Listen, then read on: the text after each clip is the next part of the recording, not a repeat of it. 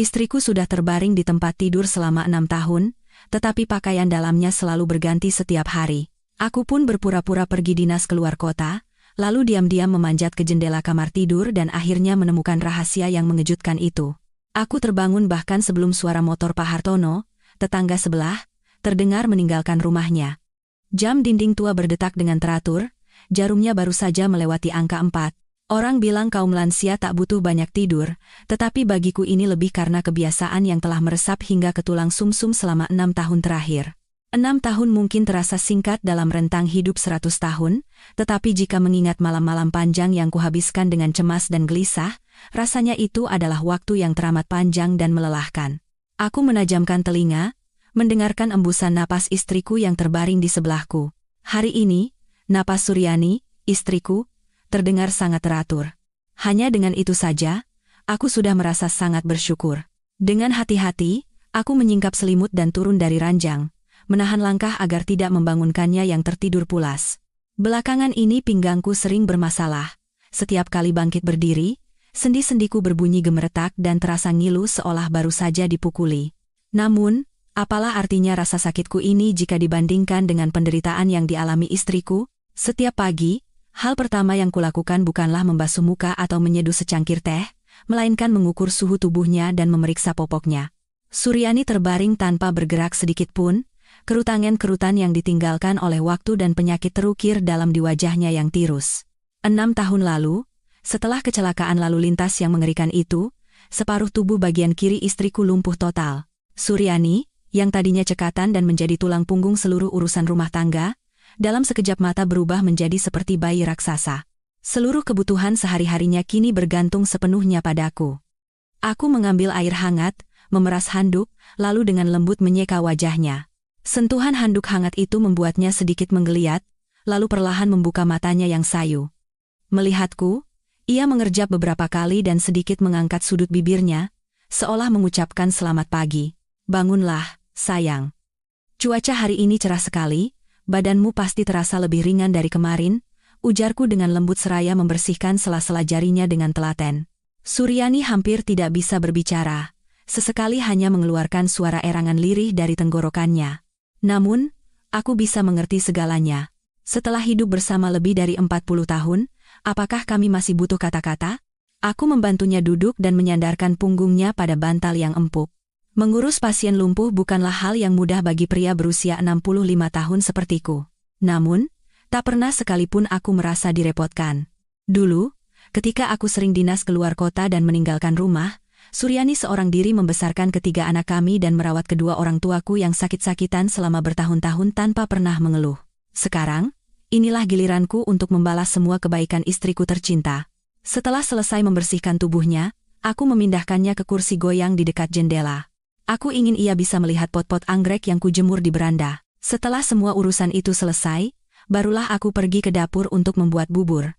Bubur untuk istriku sudah seperti sebuah karya seni yang telah kuteliti selama bertahun-tahun. Dokter berpesan bahwa Suryani sulit menelan dan mudah tersedak, jadi bubur tidak boleh terlalu kental atau terlalu encer. Aku memilih beras yang paling wangi, menyangrainya sebentar untuk mengeluarkan aromanya, lalu memasaknya hingga lembut. Daging sapi khas dalam kucincang halus, kutumis dengan bawang putih hingga harum, lalu kucampurkan ke dalam bubur. Sayurannya kuganti setiap hari. Labu kuning, wortel, bayam, semuanya kuhaluskan. Saat sedang sibuk mencicipi rasa bubur, telepon berdering. Itu Agus, putra sulung kami yang tinggal di Surabaya. Bapak, sudah sarapan? Suara gagah dari seberang telepon terdengar. Sudah. Ini bapak lagi bikin bubur buat ibumu. Tumben pagi-pagi sekali menelepon?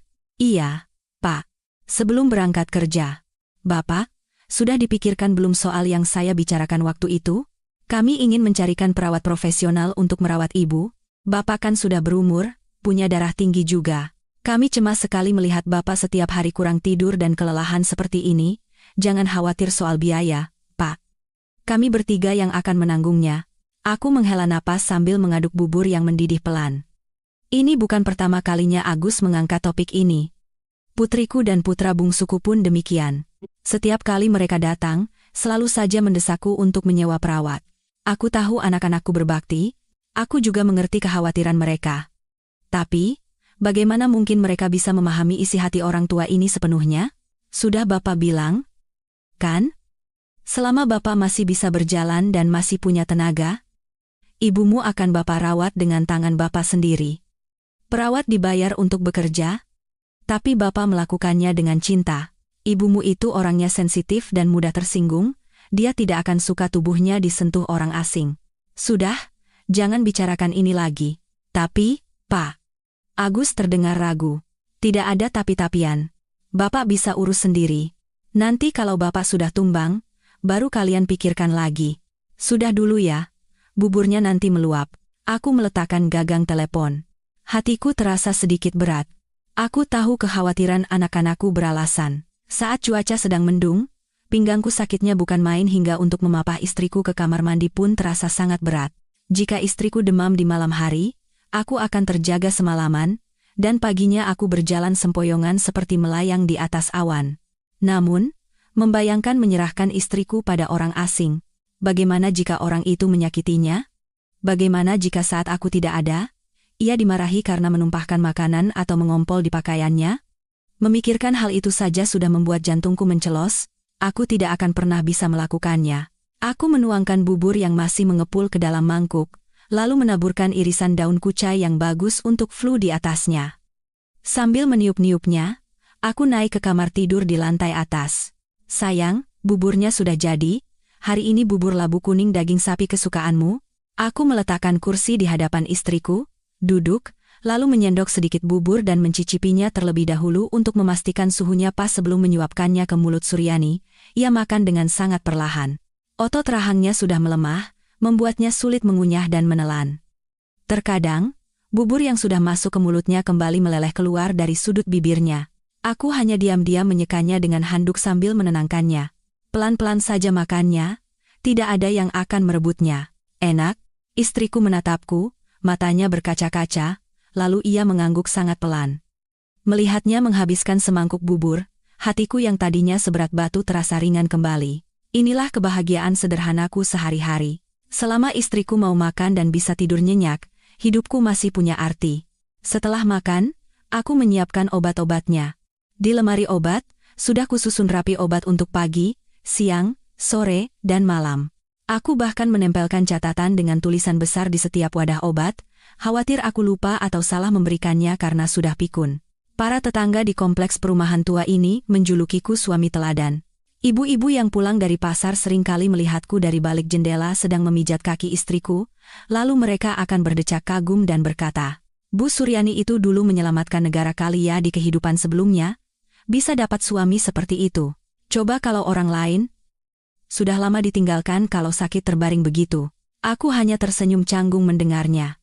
Aku berterima kasih atas pujian itu, tetapi mereka tidak tahu bahwa sebenarnya akulah yang seharusnya berterima kasih pada istriku. Jika bukan karena Suryani yang menabung sedikit demi sedikit di masa sulit dulu, bagaimana mungkin aku bisa bekerja dengan tenang? Bagaimana mungkin anak-anak kami bisa bersekolah dengan layak hingga sukses seperti sekarang?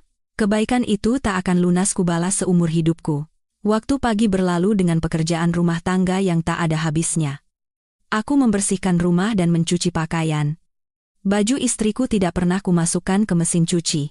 Aku takut kainnya rusak dan melukai kulitnya yang sensitif. Setelah itu, aku mulai memijat lengan dan kakinya. Dokter berpesan agar sering-sering dipijat, supaya ototnya tidak menyusut dan sendinya tidak kaku. Aku belajar sendiri dari buku, dan meniru gerakan dari acara kesehatan di TV. Bagian yang tidak ku mengerti, kutanyakan langsung pada perawat di rumah sakit. Dulu, tangan istriku begitu indah, jari-jarinya yang putih dan lentik sangat cantik. Namun kini, jari-jari itu telah mengeras dan terasa dingin. Aku menggenggam tangannya, memijat setiap ruas jarinya sambil menceritakan kisah-kisah lama. Ingat tidak waktu kita baru menikah dulu? Aku memboncengmu dengan sepeda tua ke tempat kerja, lalu ditanjakan rantainya lepas. Kita berdua jatuh terguling di jalanan sampai penuh debu, tapi kita malah saling pandang dan tertawa terbahak-bahak. Mata istriku yang mendengarkan ceritaku tampak berbinar, seolah ikut tersenyum. Sepertinya, di tengah ingatan yang mulai memudar, kenangan-kenangan indah itu masih menjadi bara api yang menghangatkan jiwanya. Hidupku berjalan dengan tenang dan berulang seperti itu. Sebagian orang mungkin akan menyebutnya membosankan dan melelahkan. Namun bagiku, bisa melihat wajah istriku setiap hari dan merawatnya adalah sebuah kebahagiaan. Aku takut suatu hari nanti saat terbangun, sisi tempat tidur di sebelahku sudah kosong. Ketakutan itu jauh lebih besar dari semua kelelahan di dunia ini. Namun, belakangan ini aku mulai merasakan sesuatu yang aneh. Di dalam rumah yang begitu kukenal ini, dan dari sorot mata istriku, aku menangkap sebuah perubahan yang sangat halus. Insting seorang suami yang telah hidup bersama seumur hidup mulai menumbuhkan benih-benih kegelisahan di dalam hatiku. Saat musim kemarau tiba di Yogyakarta, angin malam terasa lebih dingin. Hujan yang turun rintik-rintik sejak sore tak kunjung reda hingga larut malam, membuat udara di dalam rumah menjadi lembab dan sejuk. Cuaca seperti ini adalah musuh terburuk bagi pasien yang persendiannya sering ngilu seperti istriku. Malam ini, ia tidak bisa tidur dan terus gelisah. Suara erangan lirih terdengar dari tenggorokannya. Ia berusaha menahannya agar aku tidak khawatir, tapi ia tidak bisa membodohiku. Aku tahu rasa sakit yang menusuk itu sedang menggerogoti daging dan tulangnya. Aku bangkit, menyalakan lampu meja yang berpendar kuning hangat, lalu mengambil balsam dari kotak obat. Setelah menggosokkannya di telapak tanganku hingga hangat, aku mulai memijat bahu, punggung, dan kakinya yang kurus. Aroma balsam yang khas memenuhi kamar kami yang sempit, aroma yang akrab menemani masa tua kami. Sakit sekali, ya? Sabar ya, sayang. Sebentar lagi pasti lebih baik setelah kupijat, bisikku sambil menekan titik-titik akupresur yang posisinya sudah kuhafal di luar kepala. Di luar, suara hujan yang jatuh di atap seng terdengar menyayat hati. Suara hujan itu membawaku kembali ke masa lalu yang jauh. Ke masa ketika kami masih muda dan sehat, tetapi sangat miskin. Aku masih ingat betul masa-masa sulit setelah perjuangan kemerdekaan. Aku bekerja sebagai teknisi di pabrik, dan istriku seorang guru taman kanak-kanak. Gaji kami yang pas-pasan selalu saja kurang untuk memenuhi kebutuhan. Pernah sekali, saat istriku mengandung Agus, ia sangat ingin makan semangkuk soto daging hangat, tetapi kami tidak sanggup membelinya. Uang yang ada kami gunakan untuk membeli susu formula bagi bayi kami yang akan segera lahir. Yang paling kuingat adalah malam di bulan Oktober, saat badai menerjang. Aku jatuh sakit dengan demam tinggi selama seminggu penuh dan tidak sadarkan diri. Di rumah, beras sudah habis, hanya tersisa beberapa buah ubi yang sudah layu. Suryani yang sedang hamil tua, mengenakan jas hujan butut, menerobos genangan air setinggi lutut, mengetuk pintu rumah tetangga untuk meminjam beras dan obat. Saat aku sadar, ia sudah duduk di sampingku, basah kuyup dengan bibir membiru karena kedinginan. Namun, di tangannya ada semangkuk bubur yang masih mengepul. Saat kutanya, "Kamu sudah makan apa?" Ia hanya tersenyum dan berkata, "Sudah. Aku sudah makan kenyang." Belakangan baru aku tahu, ia memberikan semua bubur itu untukku, sementara ia sendiri merebus kulit ubi untuk mengganjal perutnya. Bagaimana mungkin aku bisa melupakan cinta yang sedalam dan seberat gunung itu? Aku juga teringat saat kami mengantre pembagian beras bantuan. Suryani yang bertubuh kecil dan rapuh terdorong ke sana kemari di tengah kerumunan orang hingga jatuh dan terluka. Tetapi kupon beras itu tetap ia dekap erat seolah harta karun. Sesampainya di rumah, dengan tubuh penuh luka lecet, ia tersenyum cerah dan berkata, "Pak, beras hari ini bagus sekali, tidak apek. Aku juga dapat sedikit lemak babi, nanti ku masak minyaknya untuk dicampur dengan nasi dan sambal, ya." Di masa itu, istriku sungguh kuat. Ia menyulap gubuk kami yang reyot menjadi istana yang paling nyaman di dunia. Tak pernah sekalipun ia merengek memintaku menjadi kaya atau mengeluhkan kemiskinan. Ia hanya berharap keluarga kami rukun dan anak-anak tumbuh sehat. Namun kini, wanita yang begitu tegar itu terbaring lemah seperti lilin di hadapan angin. Melihatnya menderita, hatiku terasa seperti ditaburi garam. Seandainya saja aku bisa menggantikannya menanggung rasa sakit itu, betapa leganya hatiku, Pak. Suryani memanggil dengan susah payah, kata demi kata, aku tersadar dari lamunanku dan mendekatkan telinga ke wajahnya. "Aku di sini. Butuh sesuatu? Haus?" Ia menggeleng pelan, lalu menunjuk ke atas lemari tua di sudut kamar. Di sana, tergeletak foto pernikahan hitam putih kami yang sudah usang, diambil 50 tahun yang lalu. Di foto itu, aku mengenakan setelan jas longgar pinjaman teman, dan istriku tersenyum malu-malu dalam gaun putih sederhana. "Pernikahan, emas," ucapnya dengan suara serak, tetapi jelas. Jantungku berdebar kencang. Benar. Sebulan lagi adalah hari ulang tahun pernikahan kami yang ke-50. Pernikahan emas. Momen yang diimpikan oleh setiap pasangan. Dulu aku pernah berjanji padanya, jika hari itu tiba, aku akan mengadakan pesta besar, mengundang semua teman dan kerabat untuk menebus pesta pernikahan kami yang sederhana di masa lalu. Aku juga berjanji akan mengajaknya berlibur ke Bali, tempat yang sangat ingin ia kunjungi saat muda, tapi kini, menjelang hari pernikahan emas kami, istriku hanya bisa terbaring seperti ini. Aku ingat. Mana mungkin aku lupa. Kamu jangan khawatir, pulihkan saja kondisimu. Nanti di hari itu, kita panggil semua anak-anak, kita berdoa bersama, lalu makan-makan. Makanya, kamu harus rajin makan dan semangat berlatih, ya, supaya bertenaga. Siapa tahu, di hari itu kamu bisa tiba-tiba bangkit berdiri. Aku mencoba menghiburnya, meskipun aku tahu betapa tipisnya harapan itu. Dokter berkata, dengan kondisinya saat ini, sulit baginya untuk bisa berjalan lagi. Bisa mempertahankan agar ototnya tidak semakin menyusut atau tidak timbul luka baring saja sudah merupakan keajaiban. Suryani menatapku, dan tiba-tiba matanya bersinar aneh. Sebuah kilatan seolah ia telah membulatkan tekad, seolah ia menyembunyikan sebuah rahasia. Ia mengangguk, lalu dengan tangannya yang kaku, ia susah payah menggenggam salah satu jariku. Genggamannya lemah, tetapi kesungguhan yang terpancar dari kulitnya yang keriput terasa lebih kuat dari apapun. Berkat pijatanku, rasa sakitnya mereda, dan ia pun tertidur. Tapi aku benar-benar terjaga. Sambil tetap menggenggam tangannya, aku menatap keluar jendela yang gelap. Hujan masih turun rintik-rintik. Aku merenungi kembali hidupku, apa yang telah kudapat, dan apa yang telah hilang. Di usia senja ini, uang dan kehormatan terasa seperti awan yang berlalu. Yang tersisa dan paling berharga bagiku adalah wanita yang kini terbaring di sisiku. Aku berjanji pada diriku sendiri. Aku harus lebih kuat. Aku harus sehat untuk bisa menjadi sandarannya. Aku tidak boleh sakit atau tumbang. Keesokan paginya, saat sedang mengganti sprei tempat tidur istriku, aku menemukan sesuatu yang aneh. Di bawah bantal yang ia gunakan setiap malam, terasa ada sesuatu yang keras. Karena penasaran, aku mengangkat bantal itu. Ternyata sebuah sapu tangan katun berwarna putih. Yang mengejutkan adalah, di salah satu sudutnya terdapat sulaman yang dibuat dengan kikuk. Ada jejak usaha untuk membuat bentuk bunga teratai dengan benang merah muda dan hijau yang bengkok-bengkok. Aku berdiri termangu, sambil memegang sapu tangan itu. Siapa yang menyulam ini? Di rumah ini hanya ada kami berdua, sepasang lansia. Anak-anak hanya sesekali datang berkunjung. Kami tidak punya perawat. Mungkinkah?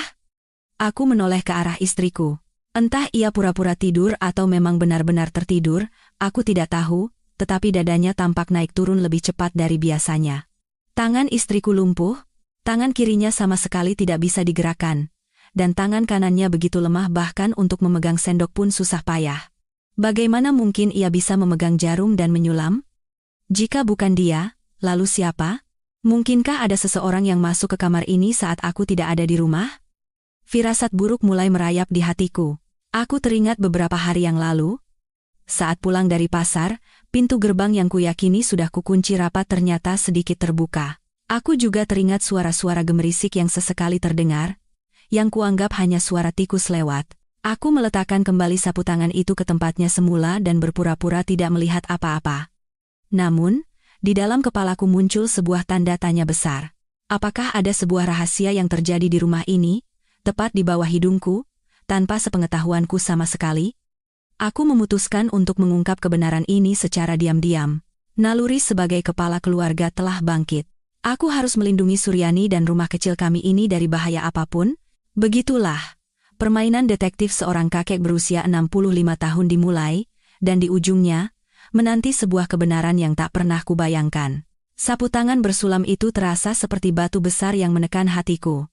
Sepanjang hari itu, aku gelisah bukan main. Saat mencuci piring, sumpit terjatuh. Saat menuang teh, airnya tumpah tanpa kusadari. Seluruh inderaku terpusat pada tempat tidur istriku dan bantal tempat rahasia itu tersembunyi. Aku mencari-cari alasan untuk bisa memeriksanya lagi. Sambil menyuapinya air, aku melirik kedua tangannya dengan saksama. Tangan kurus yang dihiasi bintik-bintik penuaan, jari-jari yang kaku tak bernyawa. Aku mengangkat tangannya dan memijatnya pelan. Ototnya masih terasa lemas, tanpa ada perlawanan sama sekali. Saat kulepaskan, lengannya jatuh terkulai. Dengan tangan seperti ini, mengangkat sendok bubur saja gemetaran dan sering tumpah, bagaimana mungkin bisa memegang jarum sekecil itu dan menyulam? Apakah ini keajaiban? Atau aku yang benar-benar sudah pikun? Namun, sulaman kikuk di sapu tangan itu begitu nyata. Itu bukan halusinasi, dan kenapa harus sulaman bunga teratai, bunga yang paling disukai istriku seumur hidupnya? Dulu, istriku sangat pandai menyulam. Karya sulamannya bahkan pernah dipajang dengan layak di toko souvenir di Jalan Malioboro. Lalu, mungkinkah orang lain yang menyulamnya dan memberikannya sebagai hadiah? Tapi siapa? Teman-teman istriku sekarang sudah tua renta, mata mereka rabun dan gerak mereka terbatas. Siapa yang akan datang berkunjung? Anak-anak muda zaman sekarang lebih sibuk membeli barang-barang bermerek. Siapa yang mau repot-repot menyulam sapu tangan kuno seperti ini helai demi helai? Didorong oleh rasa penasaran dan cemas, aku memutuskan untuk memancing istriku. Sore harinya, sambil mengupaskan apel untuknya, aku bertanya dengan pura-pura acuh tak acuh. Sayang, tadi waktu beres-beres lemari, Bapak sadar ada sapu tangan tua Bapak yang hilang. Yang warna putih itu? Kamu lihat tidak di mana? Atau jangan-jangan sudah Bapak buang karena lupa? Sambil bertanya, aku melirik ekspresi wajahnya. Istriku yang sedang makan apel yang sudah dihaluskan, tiba-tiba berhenti. Sorot matanya goyah, lalu ia membuang muka ke arah jendela, menghindari tatapanku. Ia menelan apelnya dengan susah payah, lalu menggeleng pelan. Gelengan kepala itu justru membuatku semakin curiga. Ia menyembunyikan sesuatu. Kenapa ia tidak berani menatap mataku langsung? Kami sudah hidup bersama seumur hidup, hanya dengan melihat sorot matanya saja aku tahu apa yang ia pikirkan. Sikap menghindarnya yang canggung itu jelas merupakan bukti bahwa ada sesuatu. Aku mulai membayangkan segala macam hal. Katanya orang tua banyak pikiran, dan imajinasi yang muncul di waktu senggang memang mengerikan. Aku teringat kasus-kasus penipuan terhadap lansia yang kulihat di TV. Mungkinkah saat aku tidak ada, orang jahat masuk dan membujuk istriku untuk membeli obat palsu atau suplemen kesehatan? Tapi, istriku tidak bisa bicara dan semua uang ada padaku. Dengan apa ia bisa ditipu? Atau mungkinkah seseorang menggunakan rumah ini untuk melakukan perbuatan jahat secara diam-diam? Ketakutan yang tidak jelas membuatku menjadi sangat sensitif. Aku mulai memperhatikan hal-hal sepele di dalam rumah. Posisi sandal, vas bunga di atas meja makan, bahkan ketinggian air di galon dispenser. Suatu malam, setelah istriku tertidur lelap, aku berkeliling untuk memeriksa kunci pintu dengan hati-hati. Pintu depan dari kayu jati yang tebal terkunci rapat. Namun, saat aku memeriksa kunci jendela beranda, aku membeku. Kuncinya tidak terpasang dengan benar, rasanya. Jika didorong sedikit saja dari luar, jendela itu akan terbuka. Keringat dingin mengalir di punggungku. Aku ingat betul. Sebelum matahari terbenam, karena angin masuk dan istriku kedinginan, aku menutup jendela dan menguncinya dengan rapat. Lalu mengapa sekarang longgar seperti ini? Apakah ada yang membukanya? Atau aku yang benar-benar sudah tua dan ingatanku mulai kacau? Aku berdiri termangu di dekat jendela, memandangi halaman kompleks perumahan yang gelap gulita. Ranting-ranting pohon yang bergoyang ditiup angin menciptakan bayangan aneh yang menyapu tanah. Rasa cemas menguasaiku. Rumah kami yang tadinya terasa akrab, dalam sekejap berubah menjadi tempat yang asing dan berbahaya. Aku menoleh ke arah istriku. Ia masih tertidur lelap, dan wajahnya tampak sangat tenang. Apakah ia tahu tentang kunci jendela ini? Atau ia juga korban dari penyusup misterius yang tak bisa ia laporkan? Malam itu, aku hampir tidak bisa memejamkan mata. Aku mengeluarkan pentungan kayu peninggalan ayahku dan meletakkannya di samping kepala. Siapapun yang berani masuk ke sini dan menyakiti istriku, aku akan melawannya dengan mempertaruhkan sisa hidupku ini. Namun, sepanjang malam tidak ada suara apapun. Hanya suara angin yang menyusup melalui celah jendela dan napas istriku yang teratur.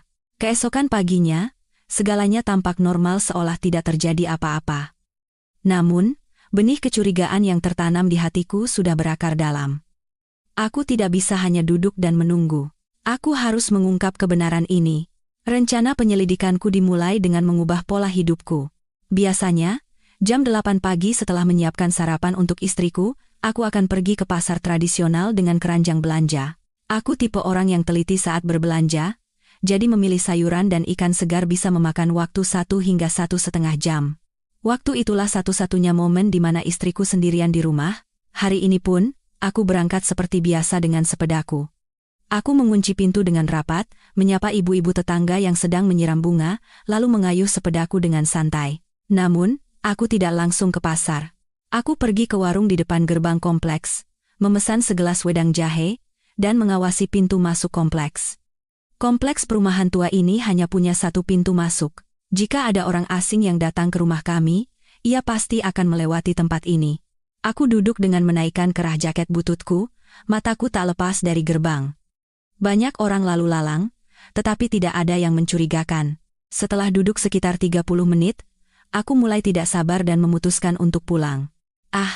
Aku terlalu berlebihan, batinku sambil mengumpat. Aku mengayuh sepeda, berbelanja dengan cepat, dan pulang hampir 1 jam lebih awal dari biasanya. Sesampainya di depan pintu rumah kami di lantai 3, aku tidak langsung membukanya. Aku bersembunyi di balik dinding dan menempelkan telinga ke pintu kayu. Jantungku berdebar kencang seperti saat pertama kali pacaran dulu. Sepi. Tidak ada suara apapun. Aku menghela napas lega. Benar-benar aku sudah pikun. Saat hendak memasukkan kunci ke lubang, sebuah suara, klang, pelan dari dalam membuat tanganku membeku. Itu adalah suara logam yang beradu, sangat pelan. Seperti suara seseorang memindahkan benda dari besi, atau mungkin suara roda yang berputar, lalu disusul dengan suara langkah kaki. Bukan suara sandal jepit yang diseret, melainkan suara sepatu dengan sol lembut. Langkah kaki yang sangat cepat dan ringan. Ada orang. Pasti ada orang di rumah kami. Darahku seolah naik ke kepala.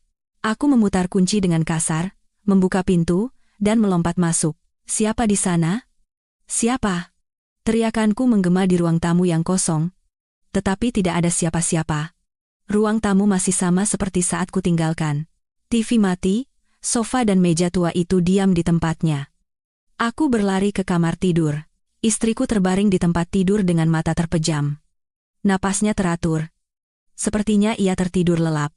Namun, selimut yang tadi pagi kutarik hingga menutupi dadanya, kini acak-acakan dan salah satu ujungnya menjuntai ke lantai. Dan yang lebih penting, ada butiran-butiran keringat di dahinya. Di cuaca musim kemarau yang sejuk ini, dengan kipas angin yang menyala, mengapa istriku berkeringat seperti orang yang baru saja berolahraga berat? Aku berlari ke tempat tidur dan mengguncang bahunya. Sayang. Suryani. Istriku perlahan membuka mata, menatapku dengan ekspresi bingung, lalu terus mengerjap seolah lelah. Kamu tidak apa-apa? Ada orang yang masuk ke rumah? Tanyaku dengan mendesak sambil menyapu pandangan ke seluruh ruangan. Suryani menatapku lekat-lekat, lalu menggelengkan kepala. Lagi-lagi gelengan kepala itu. Tapi kali ini aku tahu, matanya tidak berani menatapku lurus. Ia melirik selimut yang berantakan, lalu mengalihkan pandangannya ke arah jendela beranda. Aku berlari ke beranda. Jendela tertutup dan kuncinya terpasang. Aku melihat ke bawah, ke halaman, tidak ada orang yang mencurigakan. Dengan perasaan frustrasi dan bingung, aku kembali masuk. Aku yakin mendengar suara, selimutnya berantakan, dan istriku berkeringat. Ini semua pasti bukan halusinasi. Aku pergi ke kamar mandi untuk menenangkan diri. Saat melangkah masuk, aku menginjak genangan air kecil di lantai keramik. Aku menunduk dan melihat jejak basah yang belum kering. Di rumah ini, yang berlalu lalang hanya aku. Pagi ini aku belum masuk ke sini. Lalu dari mana datangnya jejak air ini? Seseorang telah masuk ke sini, terburu-buru mencuci tangan atau kaki, lalu pergi. Aku kembali ke ruang tamu, duduk di sofa, dan memegangi kepalaku. Ada sesosok makhluk seperti hantu di rumah ini.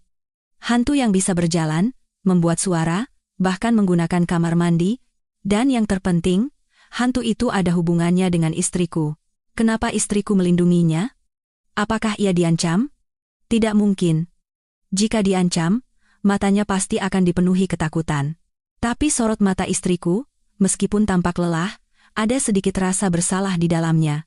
Rasa bersalah. Kenapa ia merasa bersalah padaku? Sebuah pikiran mengerikan yang tidak masuk akal terlintas di kepalaku. Mungkinkah istriku punya pria lain? Aku segera menepis pikiran itu. Tidak masuk akal. Ia adalah wanita yang separuh tubuhnya lumpuh, dan sudah 6 tahun terbaring di tempat tidur. Makan pun harus disuapi, bagaimana mungkin ia bisa berselingkuh? Dan aku tahu betul betapa ia mencintaiku dan telah berkorban untukku seumur hidupnya. Mencurigai istriku sama saja dengan berbuat dosa. Tapi jika bukan perselingkuhan, lalu apa? Aku memutuskan untuk tidak bertanya lagi pada istriku. Percuma saja, ia hanya akan menggelengkan kepala atau diam 1000 bahasa. Aku harus menangkap basah penyusup misterius itu dengan tanganku sendiri. Selama beberapa hari berikutnya, udara di rumah terasa sangat berat. Aku menjadi pendiam, dan istriku sepertinya menyadari keanehanku. Sesekali ia mencuri pandang dengan sorot mata cemas. Waktu makan menjadi sangat canggung, hanya suara piring dan sendok yang beradu yang terdengar. Aku memulai operasi, memancing keluar. Aku tetap berangkat di jam yang sama dengan sepedaku, tetapi sebenarnya aku menitipkan sepeda itu pada Pak RT di blok sebelah, lalu diam-diam naik melalui tangga darurat ke atap gedung apartemen di seberang. Dari sana, beranda dan jendela kamar tidur rumah kami terlihat jelas. Hari pertama, tidak terjadi apa-apa. Hari kedua juga sepi. Hari ketiga, cuaca mendung pekat, pertanda hujan akan segera turun. Aku berjongkok di atap, memegang teropong tua pinjaman dari keponakanku, mataku terpaku pada rumah. Tepat jam 9 pagi, sesosok bayangan muncul di koridor lantai 3 apartemen kami. Jantungku berdebar kencang. Ia seorang pria bertubuh tegap, mengenakan setelan olahraga abu-abu dan topi baseball yang ditarik rendah. Di bahunya, ia menyandang tas yang cukup besar, terlihat seperti tas profesional. Pria itu berjalan lurus ke arah rumah kami. Ia berhenti sejenak, melihat sekeliling, dan di saat berikutnya, aku merasa napasku berhenti. Ia tidak mencongkel kunci atau membuka pintu secara paksa. Ia merogoh sakunya dan mengeluarkan sebuah kunci. Ceklek.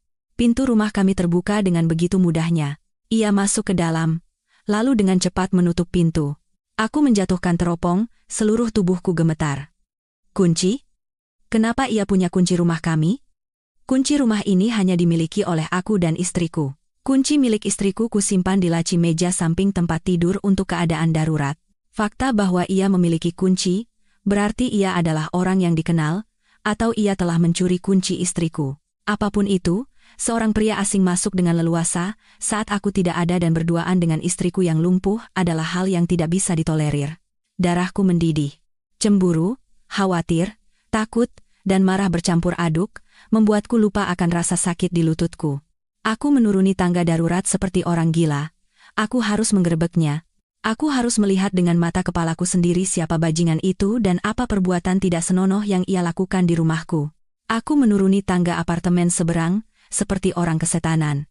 Selama puluhan tahun, kaki tuaku ini tidak pernah bergerak secepat ini. Jantungku berdebar bukan karena detak kehidupan, melainkan seperti jenderang perang yang terbakar oleh rasa takut dan cemburu. Dari atap ke rumahku hanya perlu menyeberangi satu halaman kompleks. Tapi saat ini, jarak itu terasa begitu jauh. Seperti dua dunia yang berbeda. Aku berlari terengah-engah. Dadaku terasa panas seperti terbakar. Di kepalaku hanya ada satu gambaran, seorang pria asing berada di dalam kamar bersama istriku. Apa yang sedang ia lakukan? Siapa dia sampai punya kunci? Dan mengapa? Mengapa istriku membantunya? Sesampainya di lantai dasar blok kami, aku nyaris tersandung pecahan batu bata, mengabaikan rasa sakit yang menusuk di lutut. Aku berpegangan pada pegangan tangga dan merangkak naik ke lantai 3. Tangga yang sudah usang dan akrab ini, mengapa hari ini terasa begitu tinggi dan curam? Sesampainya di depan pintu rumah, aku berhenti, terengah-engah. Pintu kayu itu tertutup rapat, kuncinya tergantung dengan tenang seolah mengejekku. Dengan tangan gemetar, aku memasukkan kunci ke lubang, dan setelah meraba-raba beberapa saat, akhirnya aku bisa membukanya. Brak! Aku mendorong pintu dengan kasar dan masuk ke dalam seperti orang yang siap berkelahi. "Di mana kau? Keluar sekarang!" Teriakanku memecah keheningan pagi, tapi yang kembali hanyalah suara dengung kipas angin dan kesunyian yang mencekam. Tidak ada siapa-siapa di ruang tamu. Aku berlari ke kamar tidur dan menyibakkan tirai dengan kasar. Istriku terbaring di tempat tidur dengan mata terpejam, terkejut oleh suara keras. Ia membuka mata dan menatapku dengan ekspresi ketakutan. "Bapak, kapan datang?" tanyanya terbata-bata. Tanpa menjawab, aku menggeledah seisi kamar seperti binatang yang terluka. Aku melihat ke bawah tempat tidur, membuka lemari, berlari ke beranda, lalu menyerbu ke kamar mandi. Kosong. Tidak ada seorang pun. Aku berdiri di tengah rumah, napasku terengah-engah, keringat membasahi kemeja bututku. Apakah aku salah lihat? Tidak mungkin. Aku melihat dengan jelas melalui teropong. Ia membuka pintu dan masuk. Setelah ia masuk, aku hanya butuh waktu kurang dari 10 menit untuk sampai di sini. Kemana ia menghilang dalam waktu sesingkat itu? Mungkinkah ia melompat dari beranda? Dari lantai 3, aku kembali menatap istriku dengan tatapan membara. Di mana dia? Suryani menciutkan tubuhnya dan membuang muka. Siapa? Aku tidak mengerti apa maksudmu. Jangan pura-pura. Aku melihat semuanya. Ada seorang pria masuk ke rumah ini. Dia bahkan punya kunci. Kamu yang memberikannya. Kan? Di mana kamu sembunyikan dia? Suryani mulai menangis. Air mata mengalir di pipinya yang keriput. Ia menggelengkan kepala dengan panik. "Pa, jangan begini. Aku kan terbaring tak bisa bergerak begini. Ke kamar mandi saja butuh bantuanmu. Bagaimana mungkin aku menyembunyikan seseorang? Jangan mencurigaiku, Pa." Aku sedih sekali. Melihat istriku terisak, amarahku seketika surut, digantikan oleh kebingungan yang luar biasa. Apakah aku benar-benar sudah pikun dan melihat halusinasi? Tapi kunci di tangan pria itu begitu jelas. Aku terduduk di kursi dan memegangi kepalaku. Udara di dalam kamar terasa berat. Saat itulah, hidungku mencium bau aneh. Bukan bau balsam yang biasa, bukan pula bau apek rumah tua ini. Bau ini sangat khas dan sejuk. Seperti campuran ramuan jamu dan minyak kayu putih, bau ini baru saja muncul. Pasti ada orang asing di sini. Dia menghilang tepat sebelum aku datang. Mungkin ia mendengar suara langkah kakiku yang berlari menaiki tangga dan melarikan diri. Aku merasa tak berdaya dan tak bisa berkata-kata. Aku tidak lagi mencecar istriku. Aku tahu aku tidak akan bisa membuatnya bicara. Aku bangkit dalam diam, keluar rumah, dan membanting pintu. Aku butuh udara segar. Aku duduk di bangku di bawah pohon rindang di halaman kompleks. Ibu-ibu tetangga yang sedang mengobrol sambil membersihkan sayuran, melihat ekspresiku yang muram, menjadi diam dan saling bertukar pandang penuh arti. Bu Lastri, yang terkenal sebagai biang gosip di lingkungan kami, berdeham lalu bertanya dengan nada setengah khawatir, setengah memancing, "Loh, Pak Budi, tumben sudah pulang? Biasanya jam segini masih tawar-menawar kangkung di pasar." Aku memaksakan senyum. "Iya, Bu. Hari ini agak lelah, jadi mau istirahat lebih awal." Bu Lastri bertukar pandang dengan temannya, lalu berbisik dengan suara yang sengaja dibuat agar aku bisa mendengarnya. "Tuh, kan, apa ku bilang? Kalau ada orang sakit sendirian di rumah, pas yang punya rumah pergi itu bisa macam-macam kejadiannya. Kemarin itu juga aku lihat ada laki-laki asing bawa tas besar naik ke rumah Pak Budi, mencurigakan sekali." Telingaku langsung waspada. "Apa, Bu? Ibu lihat ada orang asing naik ke rumah saya?" Tanyaku dengan mendesak. Bu Lastri, dengan semangat, langsung menyahut. "Iya, Pak. Bukan sekali dua kali. Pasti munculnya pas Pak Budi pergi belanja. Saya kira kerabat dari desa. Tapi masa tamu jalannya sembunyi-sembunyi begitu? Diam-diam seperti tikus, lalu pas Pak Budi mau pulang, langsung hilang tanpa jejak." Ibu-ibu yang lain menimpali. "Iya, anehnya lagi, sepertinya orang itu punya kunci loh. Saya lihat sendiri dia membuka pintu besi itu. Seperti masuk rumah sendiri saja, santai sekali. Kami kan jadi tidak enak mau bertanya. Urusan rumah tangga orang." Ucapan mereka bagai pisau yang menusuk harga diriku. Seluruh kompleks sudah tahu, hanya aku yang seperti orang bodoh tidak tahu apa yang terjadi di rumahku sendiri. Kata urusan rumah tangga itu terdengar begitu pedih dan mengejek. Di usia senja ini, harus menjadi bahan gunjingan tetangga karena masalah istri, rasanya wajahku panas dan tubuhku gemetar karena malu. Aku mengucapkan terima kasih sekenanya dan bangkit dari duduk. Aku tidak mau lagi mendengar bisik-bisik mereka. Saat kembali ke rumah, istriku berbaring membelakangi pintu, menghadap ke dinding. Punggungnya yang kurus bergetar pelan. Hatiku terasa hancur. Aku benci, kasihan, dan marah. Aku benci karena ia membohongiku, kasihan pada tubuhnya yang sakit, dan marah pada pria tak dikenal yang telah merusak kedamaian keluarga kami. Aku memutuskan untuk tidak membuat keributan lagi. Membuat keributan hanya akan mempermalukan diri sendiri di depan tetangga. Aku harus menyelidikinya diam-diam. Aku harus mencari tahu siapa pria itu. Jika ia penipu, aku akan melaporkannya ke polisi. Jika ia adalah mantan kekasih atau hubungan tidak pantas lainnya, aku sendiri tidak tahu harus berbuat apa. Bercerai? Di usia ini? Bertengkar karena cemburu buta? Aku sudah tidak punya tenaga untuk itu. Aku hanya ingin tahu kebenarannya. Sekeji apapun kebenaran itu, aku harus tahu. Malam itu, aku kembali tidak bisa tidur. Aku berbaring di samping istriku, tetapi jarak sejengkal di antara kami terasa seperti ribuan mil. Mendengarkan napasnya, aku bertanya-tanya, Apa yang sedang ia pikirkan sekarang? Apakah ia sedang memikirkan pria itu? Kecurigaan bagai racun yang menggerogoti jiwaku, mengubah kakek tua yang lembut ini menjadi orang yang penuh curiga dan pemarah. Aku memeriksa daftar telepon anak-anak, mengecek kembali buku tabungan, bahkan diam-diam membuat tanda di celah pintu untuk mengetahui apakah ada yang membukanya saat aku pergi. Udara yang menyesakkan menyelimuti rumah tua kami. Amarah di hatiku siap berkobar hanya dengan satu percikan api, dan percikan api itu adalah pertemuan takdir di hari berikutnya. Setelah kegagalan kemarin, aku mengubah strategi. Aku tidak akan lagi mengamati dari jauh. Aku harus melihat wajahnya dengan jelas. Aku harus tahu bajingan macam apa yang berani bertindak senekat ini. Keesokan paginya, aku tetap berpura-pura pergi ke pasar, tapi aku tidak pergi jauh. Aku menitipkan sepedaku di warung langganan, lalu bersembunyi di balik pohon tua di seberang gerbang kompleks. Tempat ini tidak mencolok, namun bisa mengamati setiap orang yang keluar masuk. Aku menarik topiku dalam-dalam dan berpura-pura membaca koran bekas, tapi mataku mengawasi sekeliling. Kakiku bengkak digigit nyamuk dan keringat mengalir di leher. Tapi aku menunggu dengan sabar. Pukul 09.15, sebuah motor tua masuk dengan pelan ke dalam kompleks.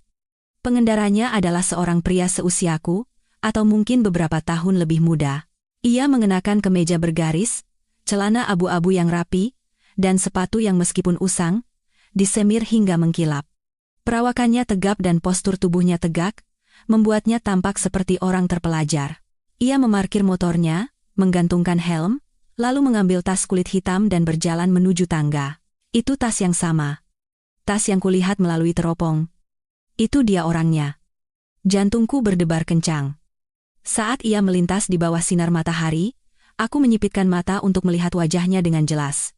Wajah persegi yang tegas, kulit yang sehat, mata yang tajam, dan alis yang tebal, kesan yang sangat berwibawa dan jujur. Ia lebih mirip pensiunan pegawai negeri, guru, atau dokter daripada pencuri atau penipu. Namun, justru penampilannya yang terhormat itulah yang membuatku semakin cemas. Wajah bisa menipu. Penipu ulung biasanya berpenampilan sangat meyakinkan. Atau, jika ia adalah mantan kekasih istriku, jujur saja ia terlihat jauh lebih tampan dariku. Aku melihat diriku sendiri. Kaos usang, celana pendek pudar, sandal jepit yang sudah tipis. Perbandingan yang pahit muncul di benakku. Ia berjalan dengan sangat percaya diri dan tenang. Tidak ada gelagat mencurigakan sedikit pun. Ia langsung menuju tangga ke rumah kami. Rasanya aku ingin segera berlari, mencengkeram kerah bajunya, dan menuntut penjelasan. Tapi akal sehat menahanku. Jika aku membuat keributan di halaman kompleks sekarang, yang malu adalah aku, dan yang paling terluka adalah istriku. Aku harus menggerebek perbuatannya di dalam rumah kami. Dengan begitu, ia tidak akan bisa mengelak. Aku menunggu hingga ia masuk ke rumah, menunggu sekitar 5 menit, lalu diam-diam mengikutinya. Aku melangkah seperti kucing, agar tidak menimbulkan suara. Saat sampai di lantai 2, aku mendengar suara pintu besi di lantai 3 dibuka lalu ditutup. Ia sudah masuk. Aku bersembunyi di sudut tangga lantai 2 dan menajamkan telinga. Sepi. Kesunyian yang sempurna. Kesunyian inilah yang membuatku gila. Seandainya saja aku mendengar suara tawa atau obrolan, mungkin aku tidak akan secemas ini. Apa yang mereka lakukan di dalam sampai begitu sunyi? Aku naik ke lantai 3 dengan hati-hati dan menempelkan telinga ke pintu kayu. Kali ini, aku mendengar suara yang sangat pelan. Tahan sebentar, ya. Akan sedikit sakit. Suara pria yang berat dan hangat, lalu disusul oleh erangan lirih istriku. Aduh. Sakit. Sakit sekali. Darahku terasa mendidih. Dunia terasa berputar. Sakit sekali. Tahan sebentar. Di dalam kepalaku yang sudah dibutakan oleh cemburu, kata-kata itu berubah menjadi adegan yang kotor dan menjijikkan. Apa yang mereka lakukan pada istriku? Aku mengepalkan tangan hendak mendobrak pintu, tapi kemudian suara pria itu terdengar lagi. Kali ini lebih jelas. Rileks, tarik napas dalam-dalam. Nah, begitu. Kaki ini sudah terlalu kaku, harus rutin dilatih. Kaki kaku? Tarik napas, nada bicaranya seperti sedang berolahraga atau melakukan terapi. Aku termangu. Kemarahan surut, digantikan oleh kebingungan. Mungkinkah pria itu seorang dokter atau terapis? Tapi jika sedang menjalani terapi, mengapa istriku harus menyembunyikannya dariku? Mengapa harus bertemu diam-diam saat aku tidak ada? Mengapa ia sampai punya kunci sendiri? Dokter mana di dunia ini yang datang ke rumah pasien dan membuka pintu seolah rumahnya sendiri? Dan yang terpenting, dari mana uangnya untuk menyewa dokter pribadi? Uang pensiun kami berdua hanya cukup untuk membeli obat dan kebutuhan sehari-hari. Uang kiriman dari anak-anak semuanya kupegang. Terapi kunjungan seperti ini biayanya pasti mahal. Dari mana Suryani dapat uang sebanyak itu? Mungkinkah ia memberikan terapi gratis sambil mengharapkan imbalan lain? Pikiran kotor itu muncul kembali. Aku merasa jijik pada diriku sendiri. Aku tidak ingin percaya istriku orang seperti itu. Tapi semua keadaan menunjuk ke arah yang berlawanan dengan keyakinanku. Aku berdiri di depan pintu rumah kami, bimbang. Jika aku masuk, aku takut akan menghadapi kebenaran yang kejam, takut segalanya akan hancur dan istriku akan dipermalukan. Jika aku tidak masuk, hatiku terasa terbakar. Akhirnya, aku memilih cara yang paling pengecut. Aku mundur. Aku tidak ingin melihat pemandangan mengerikan yang kubayangkan. Aku butuh waktu lebih untuk memastikan identitas pria itu. Aku harus tahu siapa dia, namanya, dan di mana ia tinggal. Dengan hati yang berat, aku menuruni tangga dengan diam-diam. Aku pergi ke pangkalan ojek di depan kompleks. Aku bertanya sambil lalu tentang pria yang mengendarai motor tua dengan plat nomor AB 2905XX. Oh, bapak yang pakai motor bebek itu? Sepertinya dokter. Deh, sering bawa tas seperti tas dokter gitu. Sering ke kompleks sini. Orangnya kelihatannya baik dan ramah. Dokter. Orang baik. Dua kata itu menghantuiku sepanjang pagi. Seorang dokter baik hati diam-diam masuk ke rumah wanita lumpuh saat suaminya tidak ada untuk memberikan terapi gratis. Kisah dongeng seperti itu tidak mungkin ada di dunia nyata. Mungkinkah di balik topeng dokter itu tersembunyi rahasia yang mengejutkan? Aku memutuskan untuk tidak tidur malam ini. Aku akan menggeledah kembali semua barang peninggalan istriku. Aku harus menemukan petunjuk tentang pria yang namanya ku dengar sekilas dari ibu-ibu tetangga, Hartono. Malam semakin larut, kamar tidur diselimuti kegelapan. Napas istriku yang teratur terdengar. Aku bangkit, menyalakan senter ponsel, dan memulai pencarian diam-diam. Dan di dalam sebuah kotak kayu tua di bawah lemari, aku menemukan sesuatu yang akan membuka petunjuk penting dalam kisah ini, dan aku terperangah. Kotak kayu itu adalah peninggalan dari ibu mertuaku saat istriku menikah. Sudah sangat lama kotak itu tertidur di bawah lemari, diselimuti debu waktu, dengan tangan gemetar, aku meniup debunya. Gembok kuningan kecilnya sudah berkarat, tetapi masih kokoh. Aku tahu di mana istriku menyembunyikan kuncinya, di dalam celengan babi tanah liat yang sudah pecah di atas lemari. Ceklek. Tutup kotak terbuka. Bau kertas tua dan kapur barus menyengat hidungku. Di dalamnya, tersimpan barang-barang berharga milik istriku. Akta kelahiran anak-anak, buku tabungan pensiun, dan sebuah album foto bersampul beludru merah yang sudah usang. Di bawah cahaya senter yang redup, aku membalik lembar demi lembar album itu. Foto-foto hitam putih yang sudah menguning merekam masa muda istriku yang cemerlang. Foto bersama teman-teman sanggar sastranya, foto pernikahan kami. Aku membalik halaman-halaman yang sudah kukenal dengan cepat, mencari wajah yang asing namun familiar, dan aku berhenti di halaman terakhir. Sebuah foto kecil 3 orang pria berseragam tentara, berangkulan bahu dan tersenyum cerah di depan sebuah rumah sakit darurat. Pria di tengah adalah kakak laki-laki istriku, Hendra, yang gugur dalam pertempuran tahun 1948. Pria di sebelah kiri tidak kukenal, dan saat melihat pria di sebelah kanan, jantungku terasa berhenti. Rambutnya sudah memutih dan kerutannya sudah dalam. Tetapi perawakannya yang tegap dan wajah perseginya yang tegas tidak salah lagi. Itu adalah pria pengendara motor tadi, pria yang pagi ini diam-diam masuk ke rumah kami. Dengan tangan gemetar, aku mengeluarkan foto itu dan melihat bagian belakangnya. Tintanya sudah pudar, tetapi tulisannya masih bisa dibaca. Sumpah setia, Hartono, Hendra, dan aku. Musim kemarau 1948, di Rumah Sakit Darurat Magelang. Hartono. Namanya Hartono. Jadi, ia adalah kawan seperjuangan kakak iparku. Sebuah ikatan dari masa lalu yang jauh, tapi mengapa? Mengapa teman kakaknya muncul di saat ini? Seperti pencuri, diam-diam masuk ke rumah kami dan melakukan hal-hal mencurigakan dengan adik temannya? Ribuan pertanyaan berputar di kepalaku. Jika ia datang sebagai teman lama, mengapa istriku tidak memperkenalkannya padaku secara terang-terangan? Aku suaminya, dan aku bukan orang yang picik yang akan melarang istriku berteman. Mengapa ia harus menunggu saat aku tidak ada? Mengapa ia sampai punya kunci sendiri? Fakta bahwa ia adalah teman kakaknya memang menjawab satu hal. Tetapi sekaligus menciptakan kabut yang lebih tebal. Fakta bahwa ia bukan orang asing telah terbukti, tetapi tindakan misterius istriku menjadi semakin tidak bisa dimengerti dan mencurigakan. Mungkinkah ada sesuatu di antara mereka sejak masa muda? Mungkinkah dulu mereka saling mencintai tetapi tidak bisa bersatu? Dan kini di usia senja, mereka bertemu kembali untuk menyalakan api lama? Aku menutup kotak itu dan mendorongnya kembali ke bawah lemari. Aku mematikan senter dan berbaring di tempat tidur, tetapi mataku tetap terbuka menatap langit-langit yang gelap. Di sebelahku, istriku masih tertidur lelap. Dalam kegelapan, melihat wajahnya yang tirus, perasaan pahit muncul. Selama aku pergi wajib militer dan dinas keluar kota, meninggalkan rumah dalam waktu yang lama, istriku sendirian membesarkan anak-anak dan mengurus mertuanya. Mungkinkah selama tahun-tahun yang sepi dan panjang itu, pria bernama Hartono ini menjadi sandaran spiritual bagi istriku? Mungkinkah orang ketiga yang masuk ke dalam cinta diam-diam mereka adalah aku? Tidak, tidak mungkin. Aku menepis pikiran-pikiran kelam itu, istriku mencintaiku. Aku merasakannya dari setiap suapan nasi, setiap helai pakaian, dan dari caranya merawat kedua orang tuaku sebelum mereka meninggal.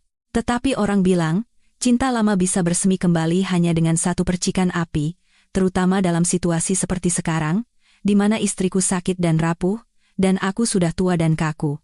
Bisa jadi kelembutan seorang dokter yang terpelajar dan berwibawa telah menggoyahkan hatinya. Aku mengulurkan tangan untuk memeluknya, tetapi berhenti di udara. Aku takut. Aku takut menyentuh tubuhnya saat ini. Aku takut akan membangunkannya dan melontarkan pertanyaan-pertanyaan bodoh yang akan melukai kami berdua. Aku takut kebenaran akan menghancurkan keluarga yang telah kubangun seumur hidupku. Malam itu, aku terus gelisah. Suara cicak di langit-langit terdengar menyayat seperti desah malam. Aku menatap tanganku yang kasar dan kapalan. Dengan tangan ini, aku membesarkan anak-anak, bekerja keras untuk menafkahi keluarga, dan selama 6 tahun terakhir, memandikan dan memijat istriku. Tapi sekarang, tangan ini terasa begitu tak berdaya. Aku sudah tua, tenagaku sudah banyak berkurang. Aku bukan lagi pemuda bersemangat yang bisa melindungi istriku dari segala badai. Jika pria bernama Hartono itu benar-benar punya niat buruk, apakah aku punya kekuatan untuk melindunginya? Ataukah aku hanya seorang kakek tua tak berguna yang dipermainkan, bahkan tidak tahu apa yang terjadi di rumahnya sendiri? Menjelang subuh, aku baru bisa tertidur karena kelelahan. Dalam mimpi yang samar, aku melihat istriku bangkit dan berjalan dengan sehat. Ia tertawa gembira sambil berbincang dengan Hartono, lalu mereka berdua pergi bersama, meninggalkanku sendirian di kursi roda di dalam rumah yang kosong dan dingin. Aku tersentak bangun. Keringatku mengalir deras. Sinar mentari pagi menyusup melalui celah jendela. Istriku sudah bangun dan sedang menatapku lekat-lekat. Kenapa, Pak? Semalam gelisah terus. Sakit? Tanyanya dengan suara khawatir. Aku menatapnya, menelan ludah, dan memaksakan senyum. Tidak apa-apa. Cuma badan agak pegal-pegal karena cuaca. Aku membantunya bangkit dan memulai rutinitas pagi seperti biasa. Tapi hari ini, semua gerakanku terasa canggung. Aku tidak lagi menceritakan kisah-kisah lucu atau bersenandung lagu-lagu lama. Keheningan yang berat menekan kami berdua. Aku tahu aku tidak bisa lagi hidup dalam kecurigaan dan penderitaan ini, segalanya harus diperjelas. Aku harus melihat dengan mata kepalaku sendiri apa yang terjadi di dalam kamar ini saat aku tidak ada, hanya kebenaran yang telanjang yang bisa membebaskanku dari kondisi psikologis yang seperti neraka ini. Dan pagi itu juga, saat sedang menyisir rambut istriku, sebuah rencana nekat muncul di kepalaku. Sebuah rencana yang bisa menghancurkan kepercayaan kami, menyakitkan, tetapi harus kulakukan. Sayang. Aku berhenti menyisir dan berdeham. Sebentar lagi kan acara haul kakek buyut di Solo. Sudah beberapa tahun Bapak tidak ke sana karena kamu sakit, rasanya tidak enak sekali sama leluhur. Tahun ini pas peringatan ke-10, para sesepuh telepon minta Bapak datang untuk sekalian membahas renovasi rumah pusaka. Suryani menatapku melalui cermin meja rias tua. Sorot matanya menunjukkan keterkejutan, lalu berubah menjadi rasa bersalah. Tentu saja Bapak harus pergi. Sebagai putra tertua, tidak baik kalau absen terus. Tapi, bagaimana denganku sendirian di rumah? Apa perlu panggil anak-anak? Aku menggeleng. Tidak usah. Mereka juga sibuk mengurus anak-anak, malah merepotkan kalau harus ke sini. Begini saja, Bapak hanya pergi 3 hari. Besok pagi berangkat, lusa malam sudah pulang. Nanti Bapak siapkan lauk pauk di kulkas, kamu tinggal hangatkan saja, untuk urusan mandi dan bersih-bersih. Nanti Bapak minta tolong Bu Lastri tetangga sebelah untuk mampir sebentar siang dan sore. Orangnya kan baik dan tenaganya kuat. Tadi Bapak sudah bicara, katanya tidak apa-apa. Bagaimana? Sebenarnya, aku tidak meminta tolong apapun pada Bu Lastri. Itu hanya alasan, aku tahu betul sifat istriku. Ia sangat tidak suka merepotkan orang lain, apalagi untuk urusan sensitif seperti ini. Ia pasti akan menolak, dan jika begitu, ia akan mencari cara sendiri atau meminta bantuan orang lain, itulah ujianku. Suryani terdiam cukup lama. Ia tampak berpikir keras. Akhirnya, ia mengangguk. Baiklah, pergilah. Kewajiban harus dijalankan. Di rumah, aku bisa urus diri sendiri. Tidak usah merepotkan Bu Lastri. Kasihan dia juga sibuk. Aku bisa makan lebih sedikit dan mengurangi ke kamar mandi. Jangan khawatir, pergilah. Jangan khawatir, pergilah. Kata-kata yang biasanya terdengar begitu hangat, hari ini terasa menusuk hati. Apakah ia benar-benar bisa sendirian? Ataukah ia menenangkanku karena sudah punya rencana cadangan bernama Hartono? Aku menelan ludah dan berusaha berkata dengan ceria. Syukurlah kalau kamu bilang begitu. Kalau begitu, Bapak mau ke pasar dulu untuk menyiapkan bahan makanan. Sepanjang hari itu, aku sibuk di dapur. Aku membuat semur daging, memasak opor ayam, dan beberapa lauk lainnya. Aku membaginya ke dalam wadah-wadah plastik kecil dan menempelkan label. Senin siang, Senin malam, Selasa pagi. Seolah untuk menebus kebohongan yang akan kulakukan, aku menyiapkan segalanya dengan sangat teliti dan sepenuh hati. Selama lebih dari 40 tahun hidup bersama, ini adalah pertama kalinya aku berbohong secara terencana pada istriku. Malam itu, setelah makan malam, aku memasukkan beberapa helai pakaian ke dalam koper tua. Istriku duduk di kursi roda, menatapku melipat pakaian dalam diam. Di matanya, ada kesedihan, tetapi juga sedikit kelegaan dan harapan. Harapan itulah yang terasa seperti jarum yang menusuk jantungku. Apakah ia berharap aku pergi agar bisa bertemu dengan pria itu dengan leluasa? Keesokan paginya, aku bangun sangat pagi, aku membuatkan bubur hangat untuk istriku dan mengomel panjang lebar. Obat, kunci pintu, listrik, gas, sudah. Jangan mengomel terus. Nanti ketinggalan kereta. Aku tidak apa-apa. Kalau sudah sampai kampung, sampaikan salamku untuk para sesepuh ya. Suryani mendesakku. Aku mengambil koper, berdiri di depan pintu, dan menoleh untuk terakhir kalinya. Aku pergi. Ya. Jaga diri baik-baik. Kalau ada apa-apa, langsung telepon Agus atau telepon aku. Iya. Cepatlah berangkat. Aku melangkah keluar. Suara pintu yang terkunci di belakangku terdengar seperti tirai panggung yang ditutup. Tapi, sandiwara yang sesungguhnya baru saja akan dimulai. Aku tidak pergi ke stasiun kereta seperti yang kukatakan. Aku langsung menuju ke Blok B apartemen seberang. Di sana, tinggal temanku bermain catur, Pak Minto. Istrinya sudah meninggal dan anak-anaknya semua di luar negeri, jadi ia tinggal sendirian di rumah yang luas. Minggu lalu ia sempat mengajakku mampir, tapi aku tidak bisa karena harus merawat istri. Hari ini, dengan tidak tahu malu, aku datang untuk menumpang. Pak Minto terkejut melihatku membawa koper. Loh, Pak Budi, ada apa ini? Bertengkar dengan ibu dan diusir? Aku tersenyum kecut, menariknya masuk, menutup pintu, dan berbisik. Jangan bilang siapa-siapa. Langit-langit kamar mandi rumahku bocor. Sedang direnovasi. Berisik dan berdebu sekali. Istriku mengungsi ke rumah anak perempuan kami, dan aku tidak betah di rumah menantu, jadi aku ke sini menumpang. Beberapa hari saja, nanti aku temani main catur siang malam, aku mengarang alasan sekenanya. Beruntung, Pak Minto yang kesepian sangat senang dengan kedatanganku dan tidak curiga sedikit pun. Oh, begitu rupanya. Sebulan pun boleh, rumah ini luas. Senang sekali kamu datang. Aku langsung memilih kamar kecil yang menghadap langsung ke rumahku. Aku pilih kamar ini saja, jendelanya besar, jadi bisa lihat proses renovasi rumahku. Maka, pos pengamatan pun terpasang. Aku mengeluarkan teropong dari koper. Teropong canggih yang baru kubeli diam-diam dengan uang simpanan, bisa melihat semut dengan jelas. Pak Minto mengajakku bermain catur, Tapi setelah beberapa babak seadanya, aku pamit ke kamar dengan alasan lelah. Aku mengunci pintu, menarik kursi ke dekat jendela, dan bersiap siaga. Dari sini, melalui teropong, ruang tamu dan sebagian kamar tidur rumahku terlihat sangat jelas. Entah kenapa hari ini istriku hanya memasang tirai tipis, bukan tirai tebal seperti biasanya. Pukul 9 pagi, masih sepi. Pukul 09.30, telepon rumah tidak berdering, tapi aku melihat istriku mengangkat ponsel tuanya. Sepertinya ia menelepon seseorang. Panggilan itu sangat singkat. Aku menahan napas dan menunggu. Pasti ia menelepon pria itu.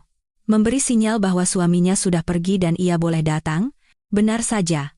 Pukul 10.15, motor yang sudah kukenal muncul di gerbang kompleks. Hartono. Masih dengan pakaian rapi dan tas hitam misteriusnya. Ia memarkir motornya, dan tidak terburu-buru seperti biasanya. Ia sempat menengadah, melihat ke arah jendela rumah kami, lalu berjalan santai menuju tangga.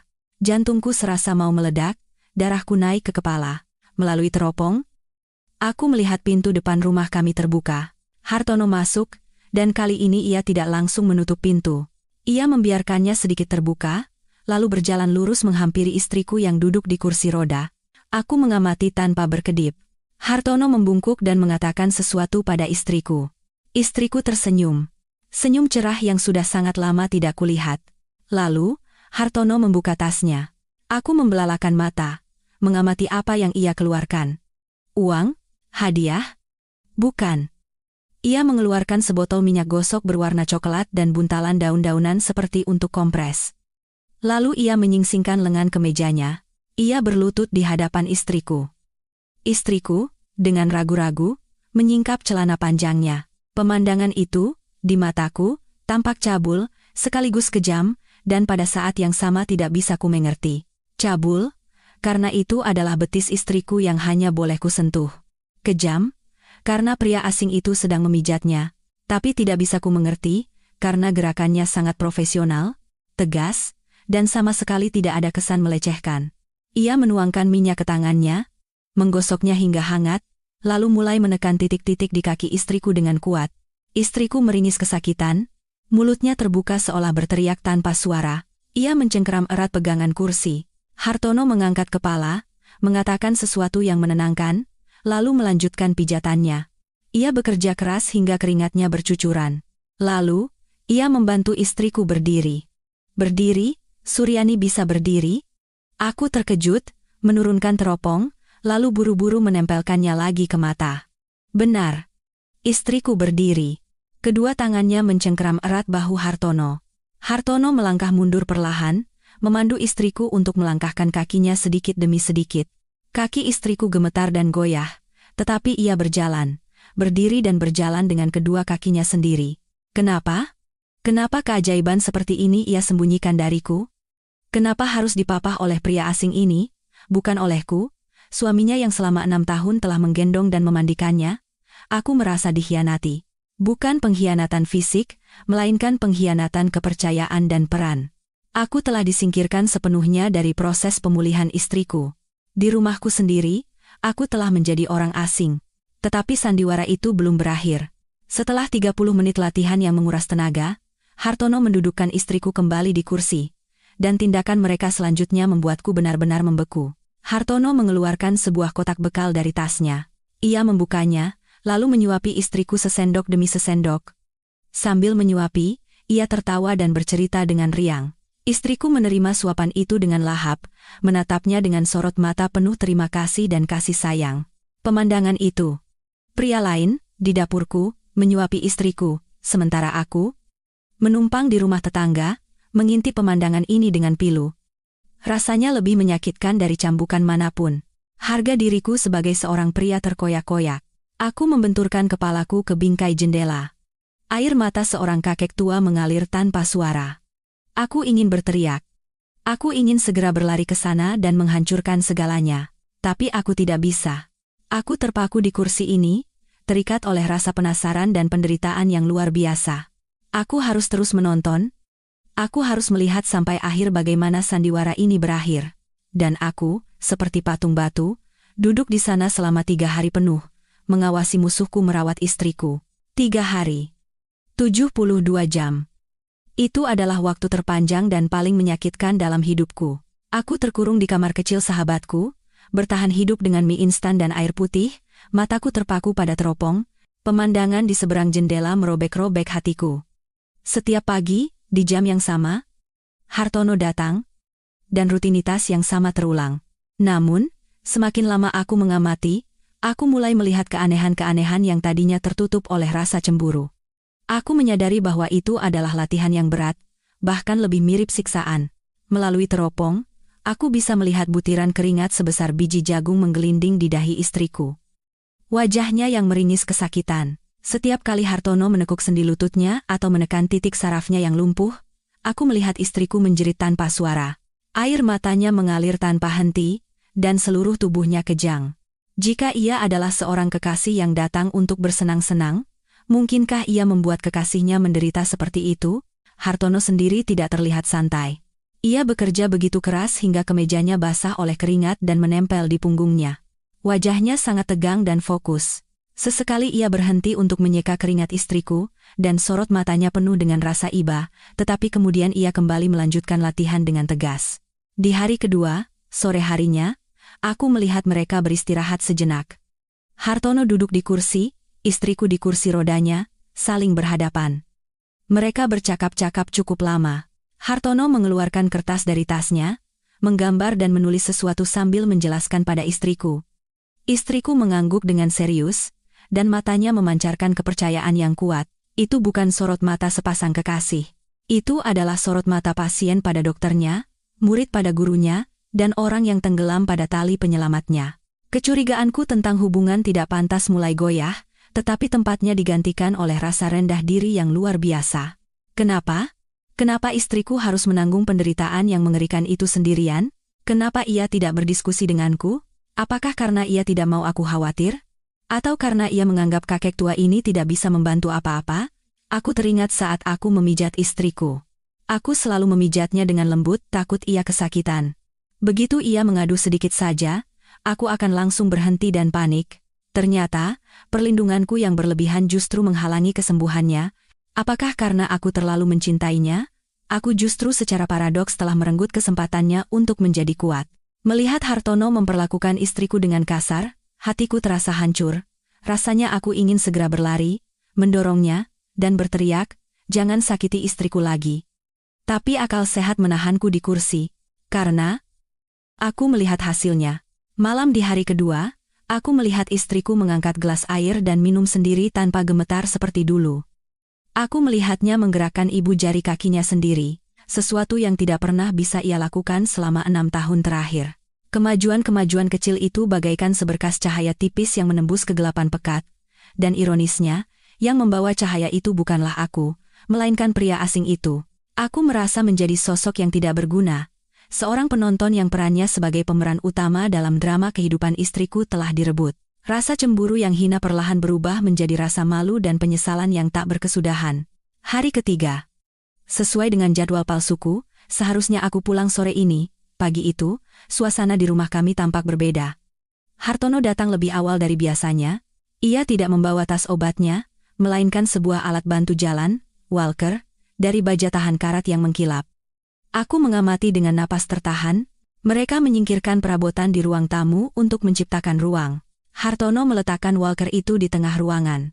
Ia memapah istriku berdiri dan meletakkan kedua tangannya di atas pegangan walker. Istriku gemetar seperti daun yang ditiup angin.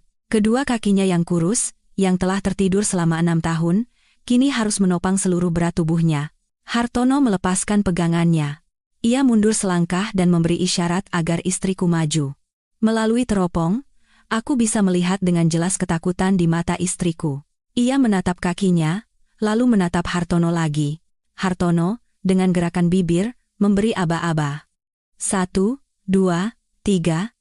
Suryani menarik napas dalam-dalam. Ia menggigit bibirnya begitu keras hingga nyaris berdarah. Istriku melangkahkan kaki kirinya. Seluruh tubuhnya goyah. Ia buru-buru menekan lengannya untuk menjaga keseimbangan. Hartono tidak berlari untuk membantunya. Ia hanya berdiri dengan tangan terlipat di dada, mengawasi dengan tatapan tegas namun penuh semangat. Suryani kembali melangkahkan kaki kanannya. 2 langkah, 3 langkah. Aku tidak bisa mempercayai mataku. Istriku berjalan. Berjalan sendiri di dalam ruang tamu. Meskipun langkahnya goyah dan terlihat lucu, itu adalah langkah kebangkitan, langkah kehidupan. Air mata mengalir, mengaburkan lensa teropong.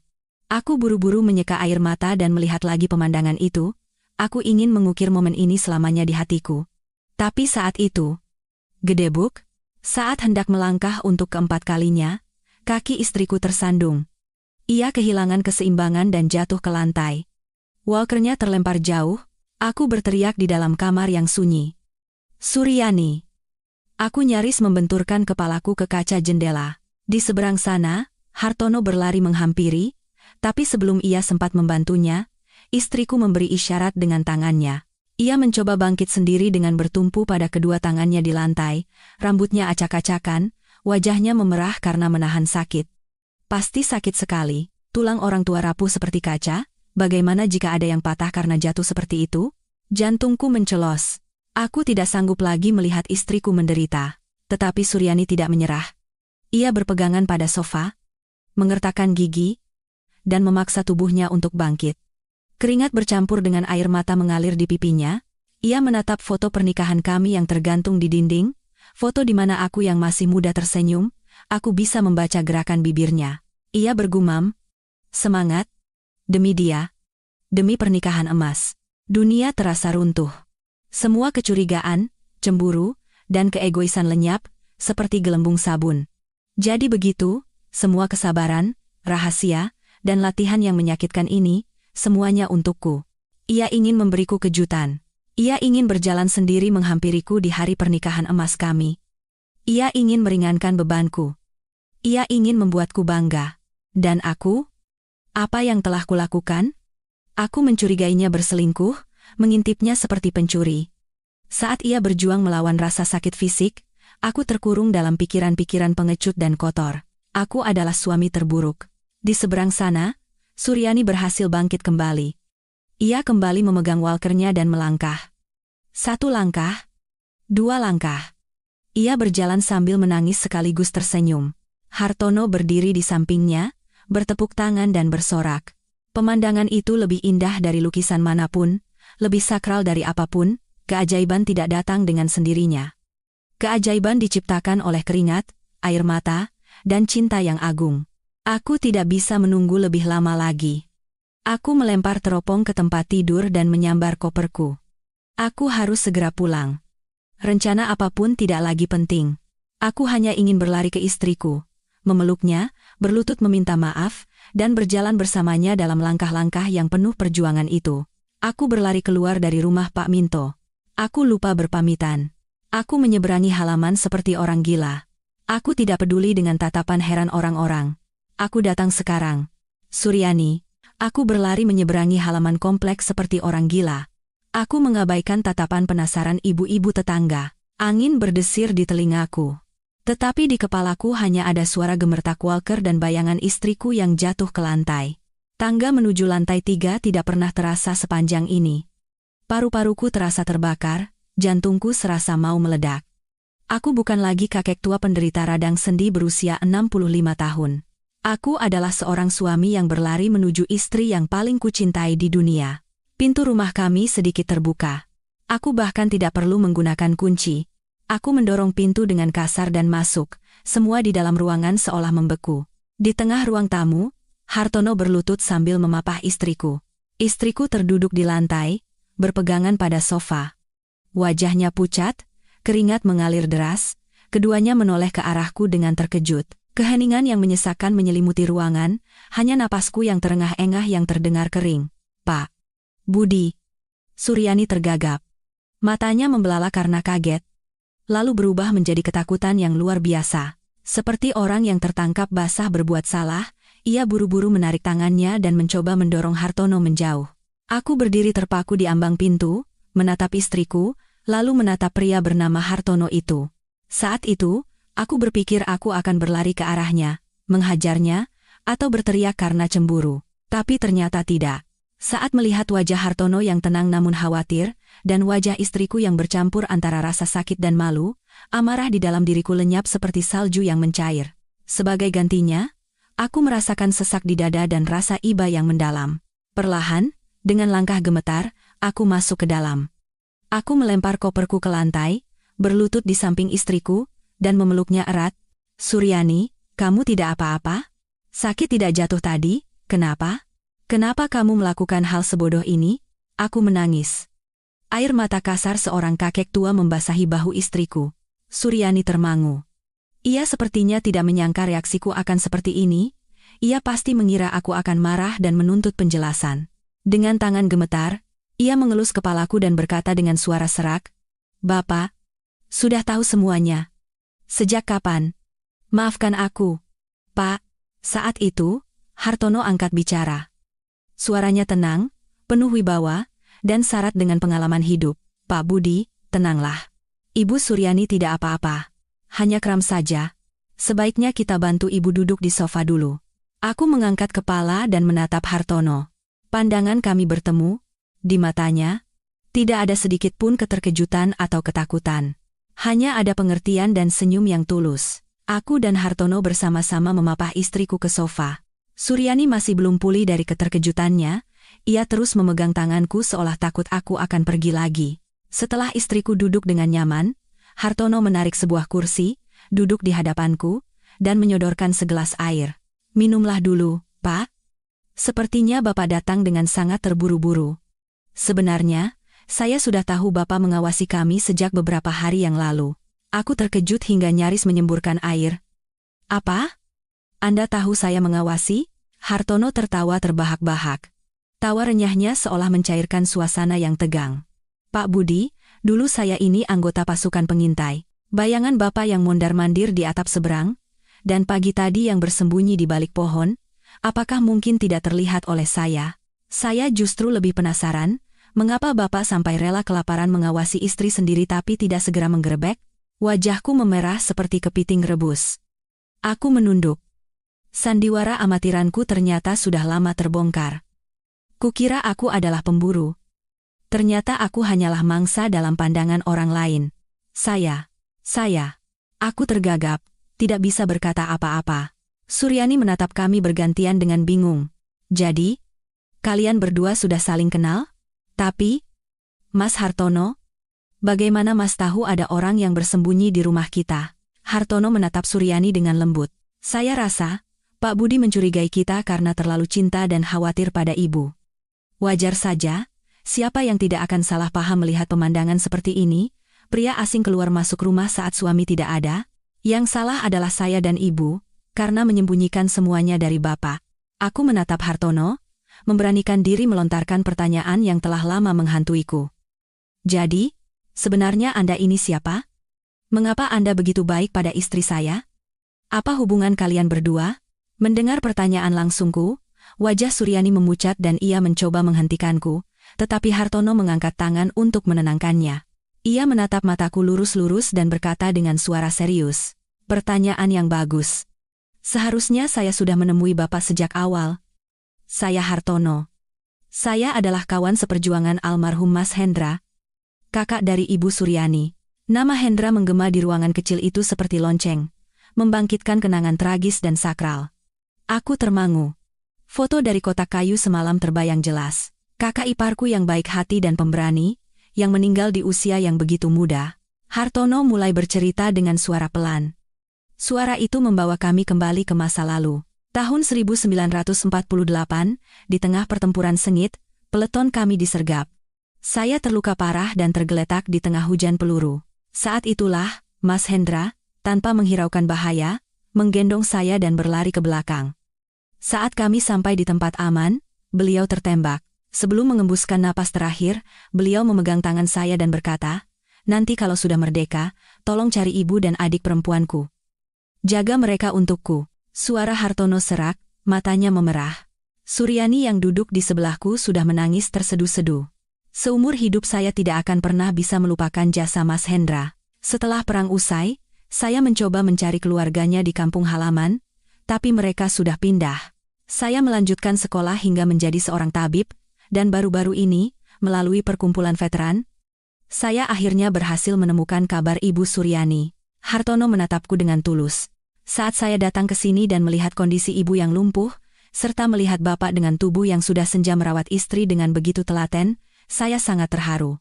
Demi arwah Mas Hendra, saya berjanji pada diri sendiri, saya akan melakukan apapun untuk membuat adiknya bisa berdiri lagi. Itulah satu-satunya cara saya bisa membalas budi. Mendengar ceritanya, hatiku luluh. Pria yang selama ini kucurigai dan kucemburui ternyata adalah seorang pahlawan tanpa tanda jasa. Tapi kenapa kalian harus menyembunyikannya dariku? Kenapa harus bertemu diam-diam seperti pencuri? Tanyaku, masih penasaran. Suryani menyeka air matanya, memegang tanganku, dan berkata dengan suara gemetar. Itu keinginanku. Pak, waktu Mas Hartono datang setengah tahun yang lalu, awalnya aku menolak karena tidak mau merepotkan. Tapi Mas Hartono bilang, terapi akupunktur dan rehabilitasi ini sangat menyakitkan dan butuh kesabaran luar biasa. Dan, ia takut Bapak, kalau melihat aku kesakitan, hatinya tidak akan tega dan akan menghentikan terapi ini. Aku termangu. Apa yang dikatakan istriku benar. Aku ini orang yang tidak tegaan. Melihatnya meringis sedikit saja, aku pasti sudah panik dan menyuruhnya berhenti. Jika aku melihatnya menderita seperti disiksa selama berbulan-bulan, aku pasti akan melarangnya. Lalu, Suryani tersipu malu seperti gadis remaja. Aku ingin memberimu kejutan. Pak, sebentar lagi kan pernikahan emas kita.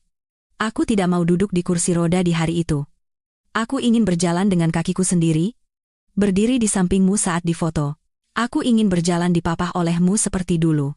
Setiap kata dari istriku terdengar semanis madu di telingaku, sekaligus terasa perih seperti garam di hatiku. Aku berlatih seperti orang gila. Saat Bapak pergi ke pasar atau tidak ada di rumah, Mas Hartono datang membantuku. Saat rasanya sakit sekali dan ingin menyerah, aku selalu teringat padamu, teringat pada penderitaanmu selama 6 tahun ini, lalu aku mengertakkan gigi dan bertahan. Aku teringat butiran keringat dan jeritan tanpa suara yang kulihat melalui teropong. Aku teringat saat ia pertama kali mengangkat sendok dan melangkah goyah. Semuanya adalah untukku. Hartono menimpali. Ibu Suryani punya tekad yang sangat kuat. Banyak pasien yang sudah divonis oleh medis modern, tapi tekad manusialah obat yang paling manjur. Ibu telah menciptakan keajaiban. Hari ini, beliau berhasil berjalan beberapa langkah tanpa walker. Itu adalah buah dari keringat dan air mata. Aku menoleh pada Hartono, berkata dengan penuh hormat. Bapak, Mas Hartono.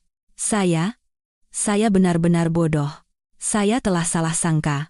Saya telah berpikiran buruk tentang Anda dan istri saya. Maafkan saya. Saya sungguh tidak pantas. Aku hendak berlutut untuk meminta maaf, tapi Hartono buru-buru menahanku dan menepuk pundakku. Pak Budi, jangan begini. Wajar jika Bapak cemburu. Itu karena Bapak sangat mencintai istri Bapak, kan? Saya justru melihat bagaimana Bapak merawat ibu, dan saya pikir, Bapak adalah suami terbaik. Almarhum Mas Hendra di surga pasti bahagia adiknya menikah dengan orang seperti Bapak. Lalu, waktu itu Anda menyuapi istri saya. Tanyaku hati-hati. Masih ada yang mengganjal. Hartono tertawa lepas. Oh itu. Hari itu latihannya sangat berat, tangan ibu sampai kram dan tidak bisa memegang sendok. Sudah waktunya minum obat. Jadi saya bantu saja. Jangan salah paham. Kami ini sudah tua, sudah seperti kakak adik saja. Jangan khawatir, aku tersenyum. Untuk pertama kalinya dalam beberapa minggu, aku tersenyum dengan lega. Batu seberat gunung yang menekan hatiku telah sirna, hantu di rumahku telah hilang, digantikan oleh malaikat pelindung di dunia nyata, Mas Hartono. Aku menggenggam tangannya erat, berkata dengan suara bergetar karena haru. Saya tidak tahu bagaimana kami sekeluarga bisa membalas kebaikan Anda. Anda tidak hanya menyembuhkan istri saya, tapi juga menyelamatkan kepercayaan dan kebahagiaan keluarga kami. Hartono menepis tanganku. Jangan bicara soal balas budi. Ibu Suryani bisa sehat dan berjalan kembali saja, saya sudah sangat bahagia. Anggap saja ini hadiah dari saya untuk pernikahan emas kalian berdua. Ruangan kecil itu tiba-tiba terasa hangat. Sinar matahari sore yang keemasan menerobos masuk melalui jendela, menyinari wajah-wajah 3 lansia yang berseri-seri. Persahabatan yang indah. Cinta suami istri yang mendalam, dan ikatan persahabatan di medan perang yang sakral, semuanya menyatu menjadi sebuah lagu cinta yang indah, yang mekar di tengah kehidupan sehari-hari yang biasa. Tapi, cerita ini belum berakhir. Masih ada satu rahasia kecil, sebuah tanda cinta yang tak sengaja kutemukan namun belum sepenuhnya kupahami maknanya, sapu tangan bersulam itu. Senja mulai mewarnai langit dengan warna jingga. Di ruang tamu yang kecil, kami bertiga duduk mengelilingi teh yang sudah mendingin. Namun, hati kami terasa luar biasa hangat. Setelah semua kesalahpahaman sirna, keheningan yang penuh makna menyelimuti ruangan. Aku menatap istriku. Ia duduk di sofa yang akrab, menunduk dengan sisa jejak air mata di wajahnya. Ia menatap kedua tangannya yang bertaut, jari-jarinya yang kurus masih bergetar pelan. Aku meraih tangannya diam-diam, mengelus punggung tangannya yang kapalan. Sayang, aku memecah keheningan. Kenapa kamu sebodoh itu? Kenapa selama berbulan-bulan kamu menahan semua penderitaan itu sendirian? Apa kamu tidak percaya padaku? Apa kamu takut aku tidak punya cukup kesabaran untuk menemanimu berlatih? Pertanyaanku seolah menyentuh bagian terdalam hatinya. Suryani mengangkat kepala, menatapku. Matanya berkaca-kaca. Ia menggeleng, lalu berkata dengan suara serak, "Bukan, Pak. Bukan karena tidak percaya. Bapak adalah suami terbaik di dunia ini. Aku tahu itu. Tapi, Pak, tahukah Bapak bagaimana rasanya terbaring di tempat tidur, melihat suami yang kau cintai menderita siang dan malam merawatmu hingga rambutnya memutih? Rasanya sakit sekali, seperti diiris-iris." Ia berhenti sejenak, menahan isak tangisnya. Selama 6 tahun ini, tidak ada satu hari pun Bapak bisa tidur nyenyak. Setiap malam bangun untuk memijat dan merawatku. Saat cuaca dingin, pinggang Bapak sakit sampai tidak bisa berdiri tegak, tapi Bapak tetap menggendongku ke kamar mandi. Aku melihat semuanya, hatiku sakit sekali. Aku merasa menjadi beban yang tak berguna dalam hidupmu. Aku menggenggam tangannya erat. Jangan bicara omong kosong. Suami istri itu saling menopang saat susah. Aku tidak pernah sekalipun menganggapmu beban. Bapak mungkin tidak mengatakannya, tapi aku merasakannya. Suryani menatap mataku dalam-dalam. Karena itu, saat Mas Hartono datang, dan setelah ditusuk jarum, aku merasakan sedikit sensasi di ujung jari kakiku. Aku sangat bahagia. Tapi di saat yang sama, aku takut. Takut apa? Takut itu hanya harapan palsu. Suryani mulai terisak. "Pak, dokter-dokter di rumah sakit besar saja sudah angkat tangan. Mereka bilang lumpuh permanen. Bagaimana? Bagaimana jika sensasi itu hanya sesaat? Bagaimana jika setelah berlatih sekeras ini aku tetap tidak bisa berjalan? Jika aku memberitahumu, Bapak pasti akan berharap sangat besar. Bapak akan ikut kurang tidur karena menanti-nanti. Lalu, jika aku gagal, betapa kecewanya Bapak nanti. Aku tidak mau melihat lagi sorot mata kecewa itu. Aku pikir, lebih baik aku menanggungnya sendiri diam-diam. Jika berhasil, itu anugerah Tuhan. Jika gagal, biarlah aku sendiri yang menanggungnya." Mendengar kata-katanya, jantungku seolah berhenti berdetak. Di balik rahasia itu, tersembunyi cinta yang begitu agung dan rela berkorban. Ia menahan tangis dan rasa sakit terapi yang menyiksa tanpa satu keluhan pun, hanya karena takut aku akan sedih, takut aku akan kecewa. Hartono yang duduk di samping kami, menghela napas pelan. "Pak Budi, apa yang dikatakan Ibu benar." Saat saya menekan titik sarafnya dengan kuat, Ibu sampai berkeringat dingin dan menggigit bibirnya hingga berdarah. Saya sudah menyarankan untuk istirahat atau memberitahu Bapak agar mendapat dukungan, tapi Ibu selalu menolak. "Jangan beritahu dia, nanti dia khawatir." "Biar saya coba sedikit lagi," katanya. Beliau ingin menunggu sampai bisa berjalan dengan cukup stabil, baru memberitahu Bapak. Beliau ingin memberikan hadiah kebahagiaan yang utuh tanpa rasa cemas pada Bapak. Aku menatap Hartono, lalu kembali menatap istriku. Air mataku kembali tumpah. Aku adalah suami terburuk.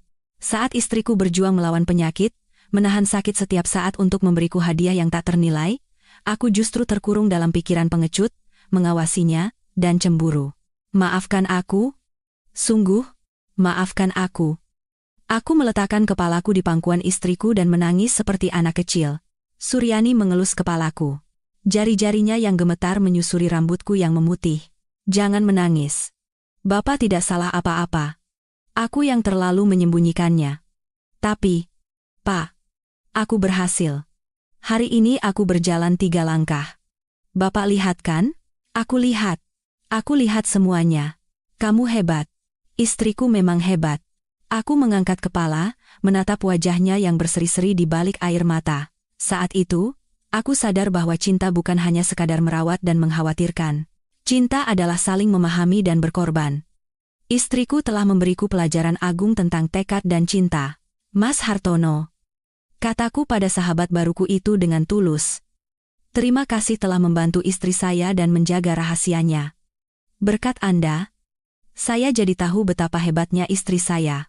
Hartono tersenyum ramah. Sudahlah. Yang penting sekarang Bapak sudah tahu, dan kalian berdua bisa berjuang bersama. Mulai besok, Bapak yang harus menemani Ibu berlatih. Saya juga sudah tua.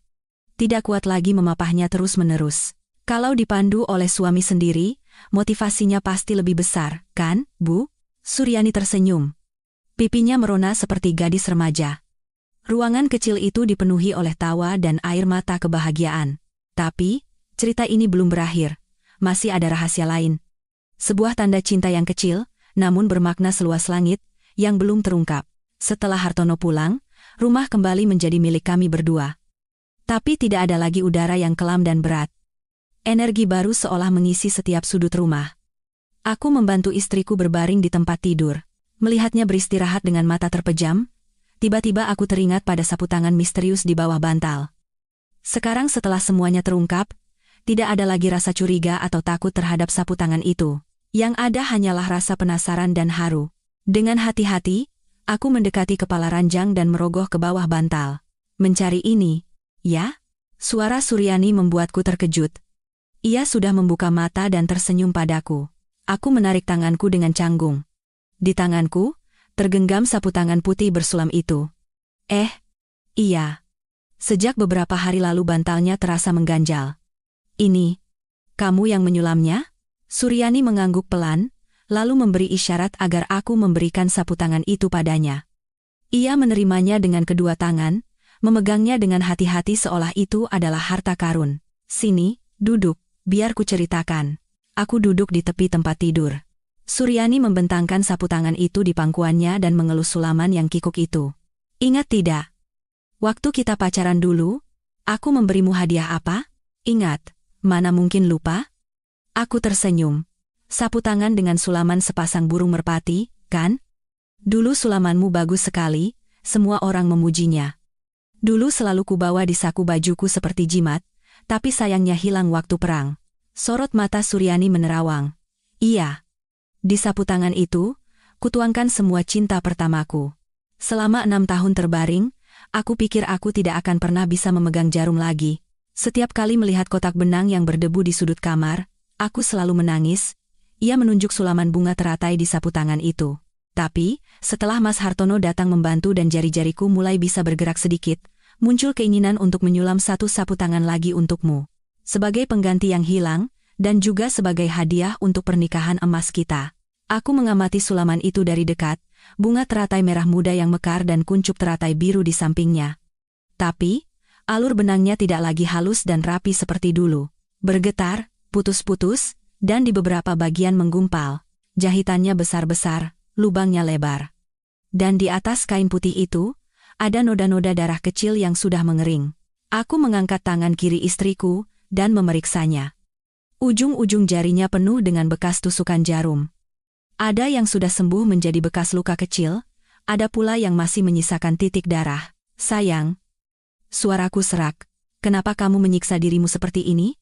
Dengan tangan selemah itu, mengangkat sendok saja susah, kenapa harus memegang jarum? Suryani tersenyum. Gusinya yang sudah ompong terlihat, tapi itu adalah senyum paling cerah di dunia. Sulit sekali. Awalnya, baru dipegang saja jarumnya sudah jatuh. Jari-jariku kaku tidak mau menurut. Aku harus menyelipkan jarum di antara jari tangan kiri dengan paksa menggunakan tangan kanan, lalu menahannya di rangka tempat tidur. Setiap kali menusukkan jarum, keringat dinginku keluar. Saat Bapak sudah tidur lelap, aku diam-diam menyalakan senter ponsel dan berlatih. Tertusuk jarum pun aku tidak berani bersuara, takut Bapak terbangun. Air mataku menetes di atas sapu tangan itu. Aku membayangkan istriku di tengah malam yang gelap, meringkuk di dalam selimut, dengan tangannya yang tidak berdaya, menyulam helai demi helai. Setiap helai benang adalah hasil dari usaha yang luar biasa, sebuah pengakuan cinta tanpa suara darinya. Kenapa harus bunga teratai? Tanyaku dengan suara sengau. Bunga teratai itu, Meskipun tumbuh di lumpur, ia tidak ternoda oleh lumpur, kan? Suryani menatapku dengan penuh cinta. Hidup kita juga begitu. Kita melewati banyak kemiskinan, penderitaan, dan penyakit, tapi cinta kita, seperti bunga teratai ini, selalu bersih dan wangi. Aku ingin memberitahumu.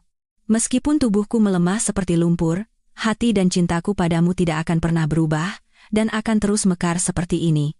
Aku memeluknya erat, menciumi tangannya yang penuh luka. Bekas tusukan jarum itu tidak lagi terasa menyakitkan. Itu adalah jejak paling sakral di dunia. Sapu tangan ini bukan karya yang gagal. Ini adalah sebuah mahakarya yang diciptakan oleh cinta dan tekad untuk hidup. Suryani, ini adalah hadiah terindah yang pernah kuterima seumur hidupku.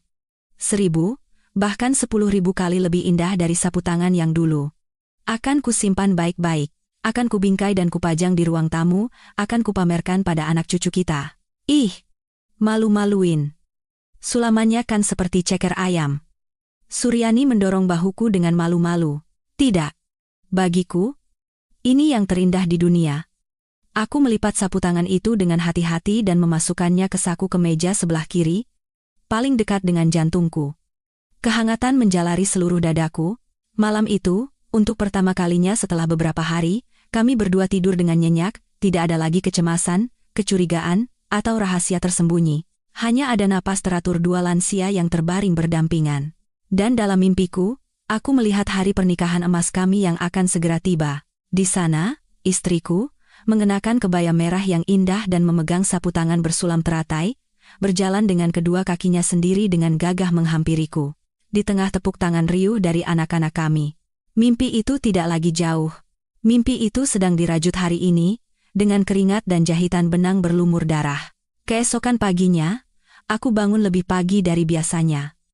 Tapi bukan dengan hati yang berat, melainkan dengan energi baru yang meluap-luap, aku membuka semua jendela rumah lebar-lebar, menyambut sinar mentari pagi dan udara segar, untuk mengusir udara kecurigaan yang telah menekan rumah ini selama beberapa minggu. Hartono tiba tepat waktu, masih dengan motor tuanya dan senyum ramahnya. Tapi hari ini, kami tidak perlu lagi bersembunyi. Aku menyambutnya di depan pintu, menjabat tangannya dengan hangat seolah menyambut kerabat yang baru pulang dari jauh. Pak Tabib, silakan masuk. Kataku dengan suara keras, sengaja agar ibu-ibu tetangga yang mengintip di koridor bisa mendengarnya. Aku ingin segera memulihkan nama baik istri dan sahabatku. Latihan hari ini, ada asisten baru. Aku. Hartono mengajariku posisi yang benar untuk memapah istriku, cara menekan titik saraf di telapak kakinya agar tidak sakit. Ingat, Pak Budi? Tenaganya dari dalam keluar. Tegas tapi lembut. Bayangkan seperti membengkokkan ranting kering. Terlalu keras akan patah. Terlalu lemah tidak ada efeknya. Aku mendengarkan dengan saksama dan meniru setiap gerakannya. Pertama kalinya terlibat langsung dalam proses terapi istriku, barulah aku benar-benar merasakan penderitaan yang telah dialami Hartono dan istriku. 15 menit saja, punggungku sudah basah oleh keringat dan pinggangku terasa mau patah, dan mereka telah melakukan ini selama setengah tahun. Betapa aku menyesali kelalaian dan kecurigaanku. Sakit tidak, sayang? Tanyaku dengan suara gemetar sambil memijat kakinya. Suryani menatapku dengan sorot mata penuh cinta. Ada Bapak di sini, tidak sakit sama sekali. Malah senang. Hartono yang berdiri di samping kami tertawa. Lihat, kan? Kekuatan pikiran itu obat yang sangat manjur, bisa-bisa saya kehilangan pekerjaan ini. Sebentar lagi Pak Budi jadi ahli rehabilitasi. Ruangan kecil itu dipenuhi tawa. Suara mewah yang sudah sangat lama tidak terdengar di antara dinding-dinding tua ini. Tidak ada lagi keheningan dan desah napas. Hanya ada aba-aba penuh semangat. 1, 2, 3. Jalan, dukunganku, dan tawarannya Hartono. Setelah latihan, aku menyeduh teh yang nikmat untuk Hartono. Aku memegang tangannya dan menceritakan isi hatiku yang kemarin belum sempat kusampaikan sepenuhnya. Mas Hartono, saya sangat menyalahkan diri sendiri. Karena pikiran saya yang sempit, karena kelalaian saya sampai tidak menyadari perubahan istri saya. Jika bukan karena kegigihan Anda, hari seperti ini tidak akan pernah datang untuk kami. Anda tidak hanya menyembuhkan penyakit istri saya, tapi juga penyakit di hati saya. Hartono menepuk pundakku. Lupakan yang sudah berlalu. Yang penting sekarang kalian berdua bersatu. Pernikahan emas sudah dekat. Target kita adalah membuat Ibu Suryani berdiri di panggung tanpa kursi roda. Mengerti? Siap, pasti akan kami lakukan. Teriakku lantang, seperti bersumpah. Setelah seminggu berlatih dengan penuh kepercayaan, Hartono menyarankan agar kami membawa Suryani keluar rumah. Udara segar dan interaksi dengan orang lain akan memulihkan kepercayaan dirinya. Terkurung di rumah terus akan membuatnya tertekan secara psikologis dan menghambat kemajuan. Mendengar itu, Suryani sedikit ragu. Aku tidak mau.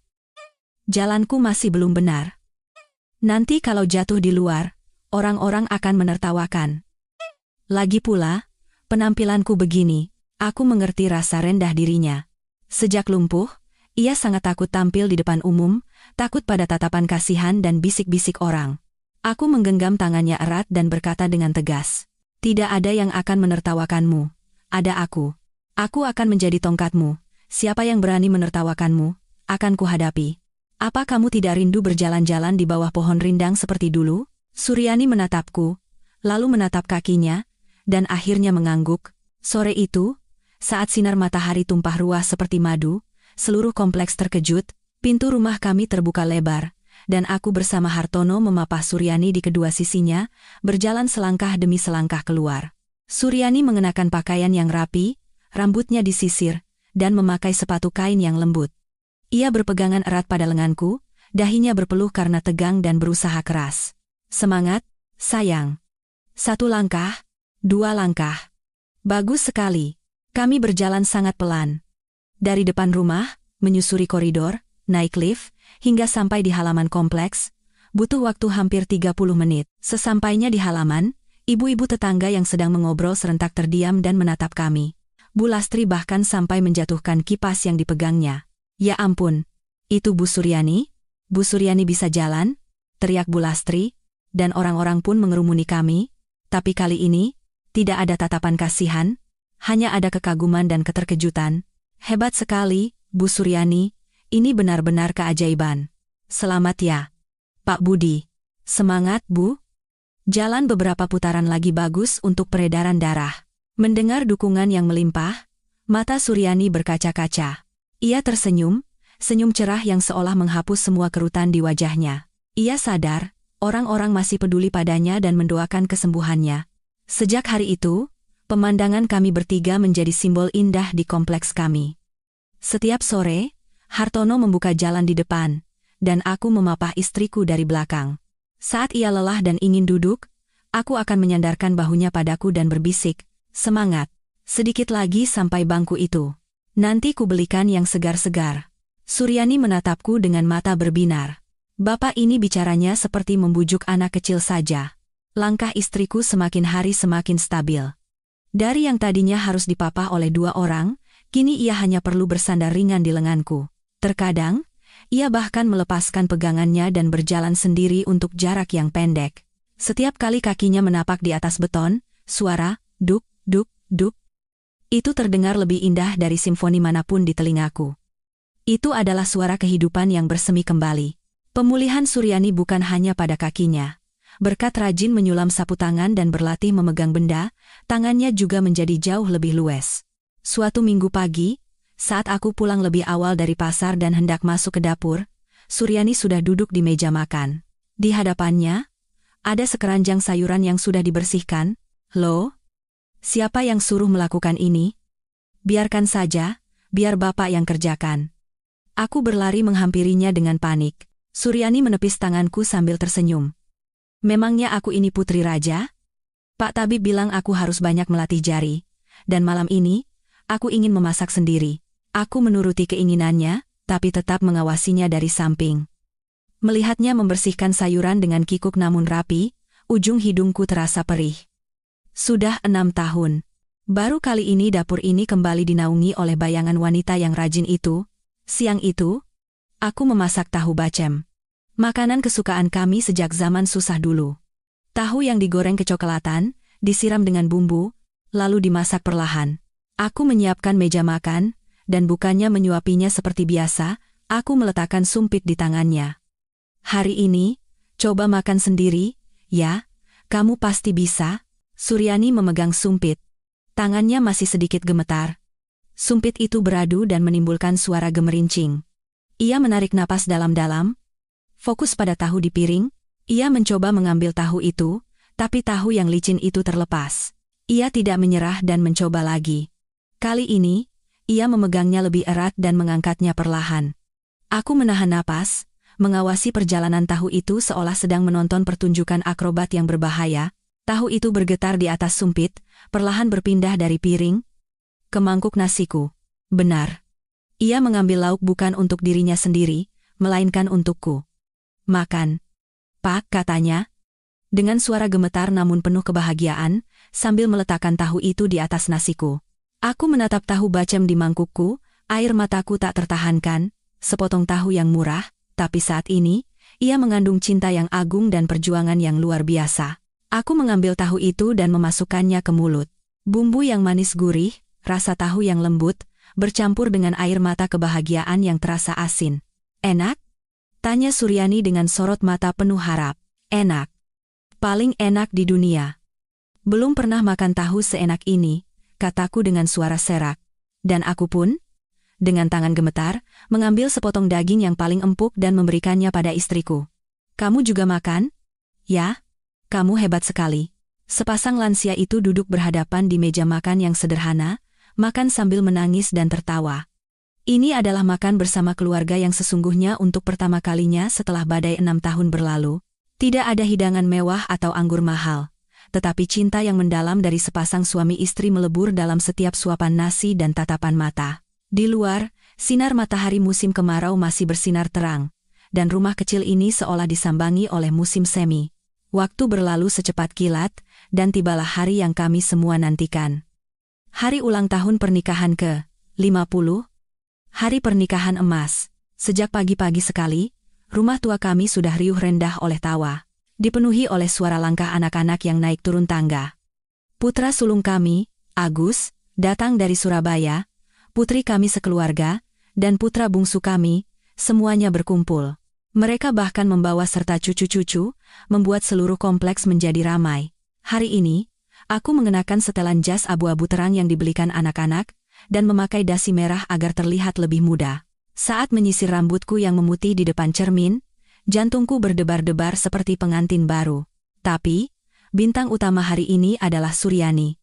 Ia mengenakan kebaya merah yang indah, bersanggul, dan memakai kalung mutiara yang pernah kubelikan saat kami berlibur dulu. Duduk di kursi roda yang dihiasi bunga, dengan riasan tipis di wajahnya yang berseri-seri, aku berpikir betapa cantiknya istriku menua. Bapak, mobilnya sudah datang. Ayo turun, teriak Agus. Kami memutuskan untuk mengadakan pesta sederhana di sebuah restoran yang nyaman di dekat rumah. Sekitar 10 meja untuk kerabat, teman, dan tetangga. Saat aku mendorong kursi roda istriku masuk ke restoran, tepuk tangan riuh membahana. Teman-teman lama yang sudah lama tidak bertemu mengerumuni kami. Selamat, ya? Kalian serasi sekali. Bu Suryani, sekarang wajahnya cerah sekali. Kelihatan lebih berisi. Suryani tersenyum cerah dan mengangguk menyapa semua orang. Tapi ia tetap duduk tenang di kursi rodanya. Ini adalah skenario yang telah kami, Hartono, dan aku susun sebelumnya. Kami ingin menjaga rahasia ini hingga saat terakhir untuk memberikan kejutan terbesar bagi semua orang, terutama anak-anak kami. Mereka belum tahu bahwa ibu mereka bisa berjalan.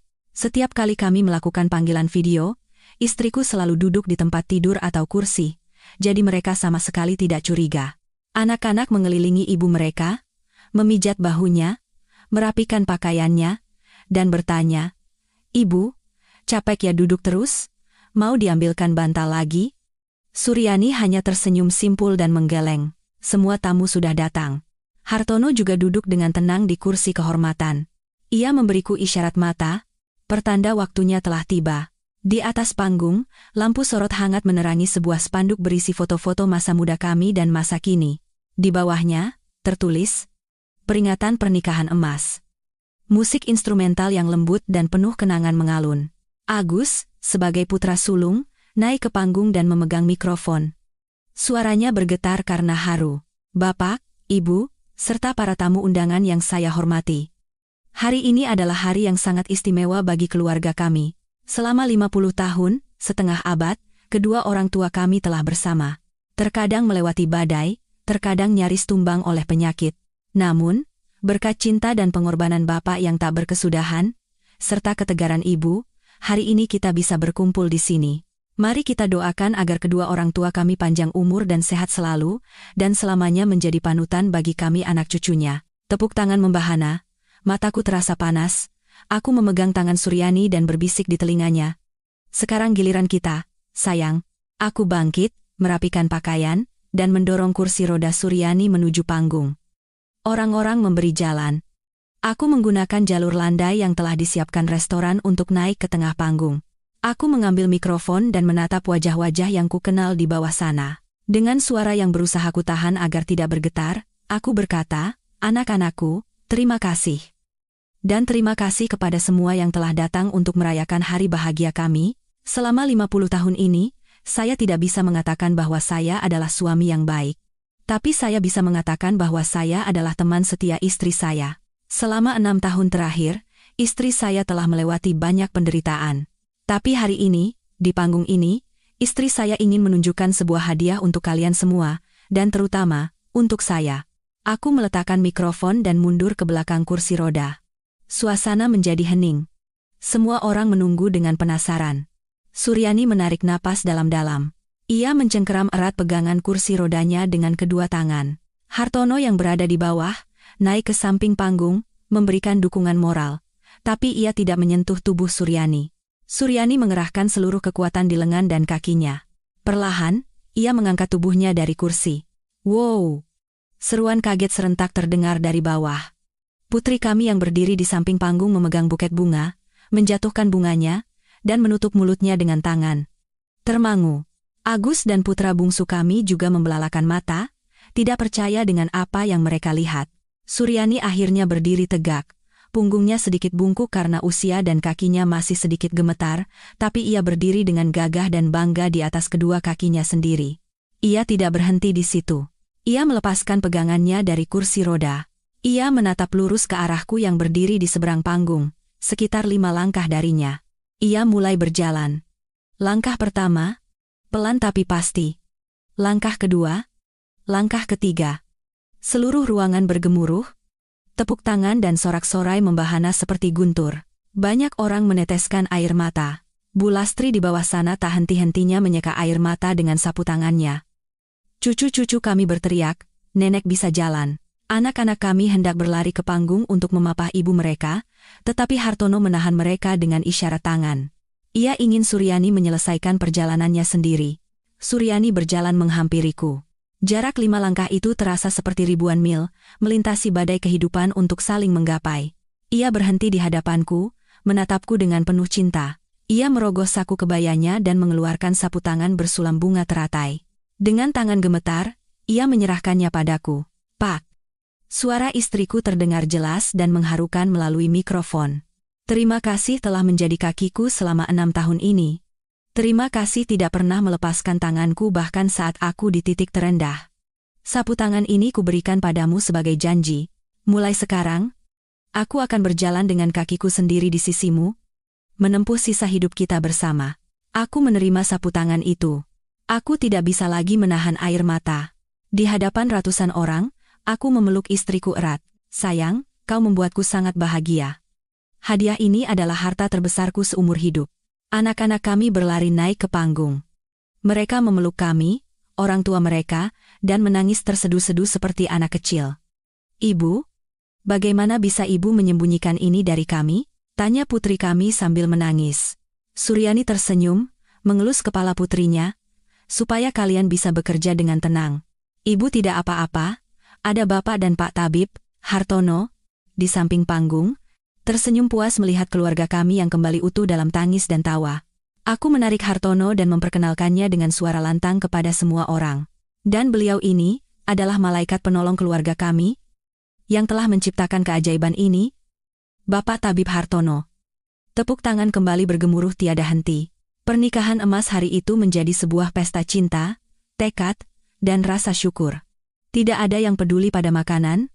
Semua orang hanya membicarakan langkah kaki Suryani dan sapu tangan bersulam itu. Kisah kami menyebar ke seluruh penjuru kompleks.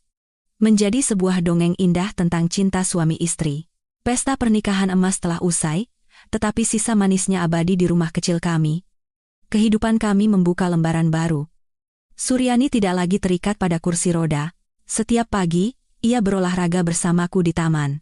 Pemandangan sepasang lansia yang berjalan pelan sambil saling memapah menjadi pemandangan yang akrab bagi semua orang. Suryani juga mulai kembali menekuni hobi-hobi lamanya. Ia ikut sanggar baca puisi di lingkungan kami dan membacakan puisi untuk suami dan anak-anaknya. Ia mengajari cucu-cucunya menyulam dan merajut. Tangan yang tadinya kaku tak bergerak itu, kini kembali dengan lembut dan telaten menciptakan kebahagiaan-kebahagiaan kecil dalam hidup. Hartono masih sering berkunjung, tapi bukan lagi untuk terapi, melainkan untuk bermain catur denganku. Kami menjadi sahabat karib yang minum teh, sambil membahas perkembangan dunia. Suatu sore di akhir musim kemarau, langit cerah tanpa awan. Aku dan Suryani duduk di beranda.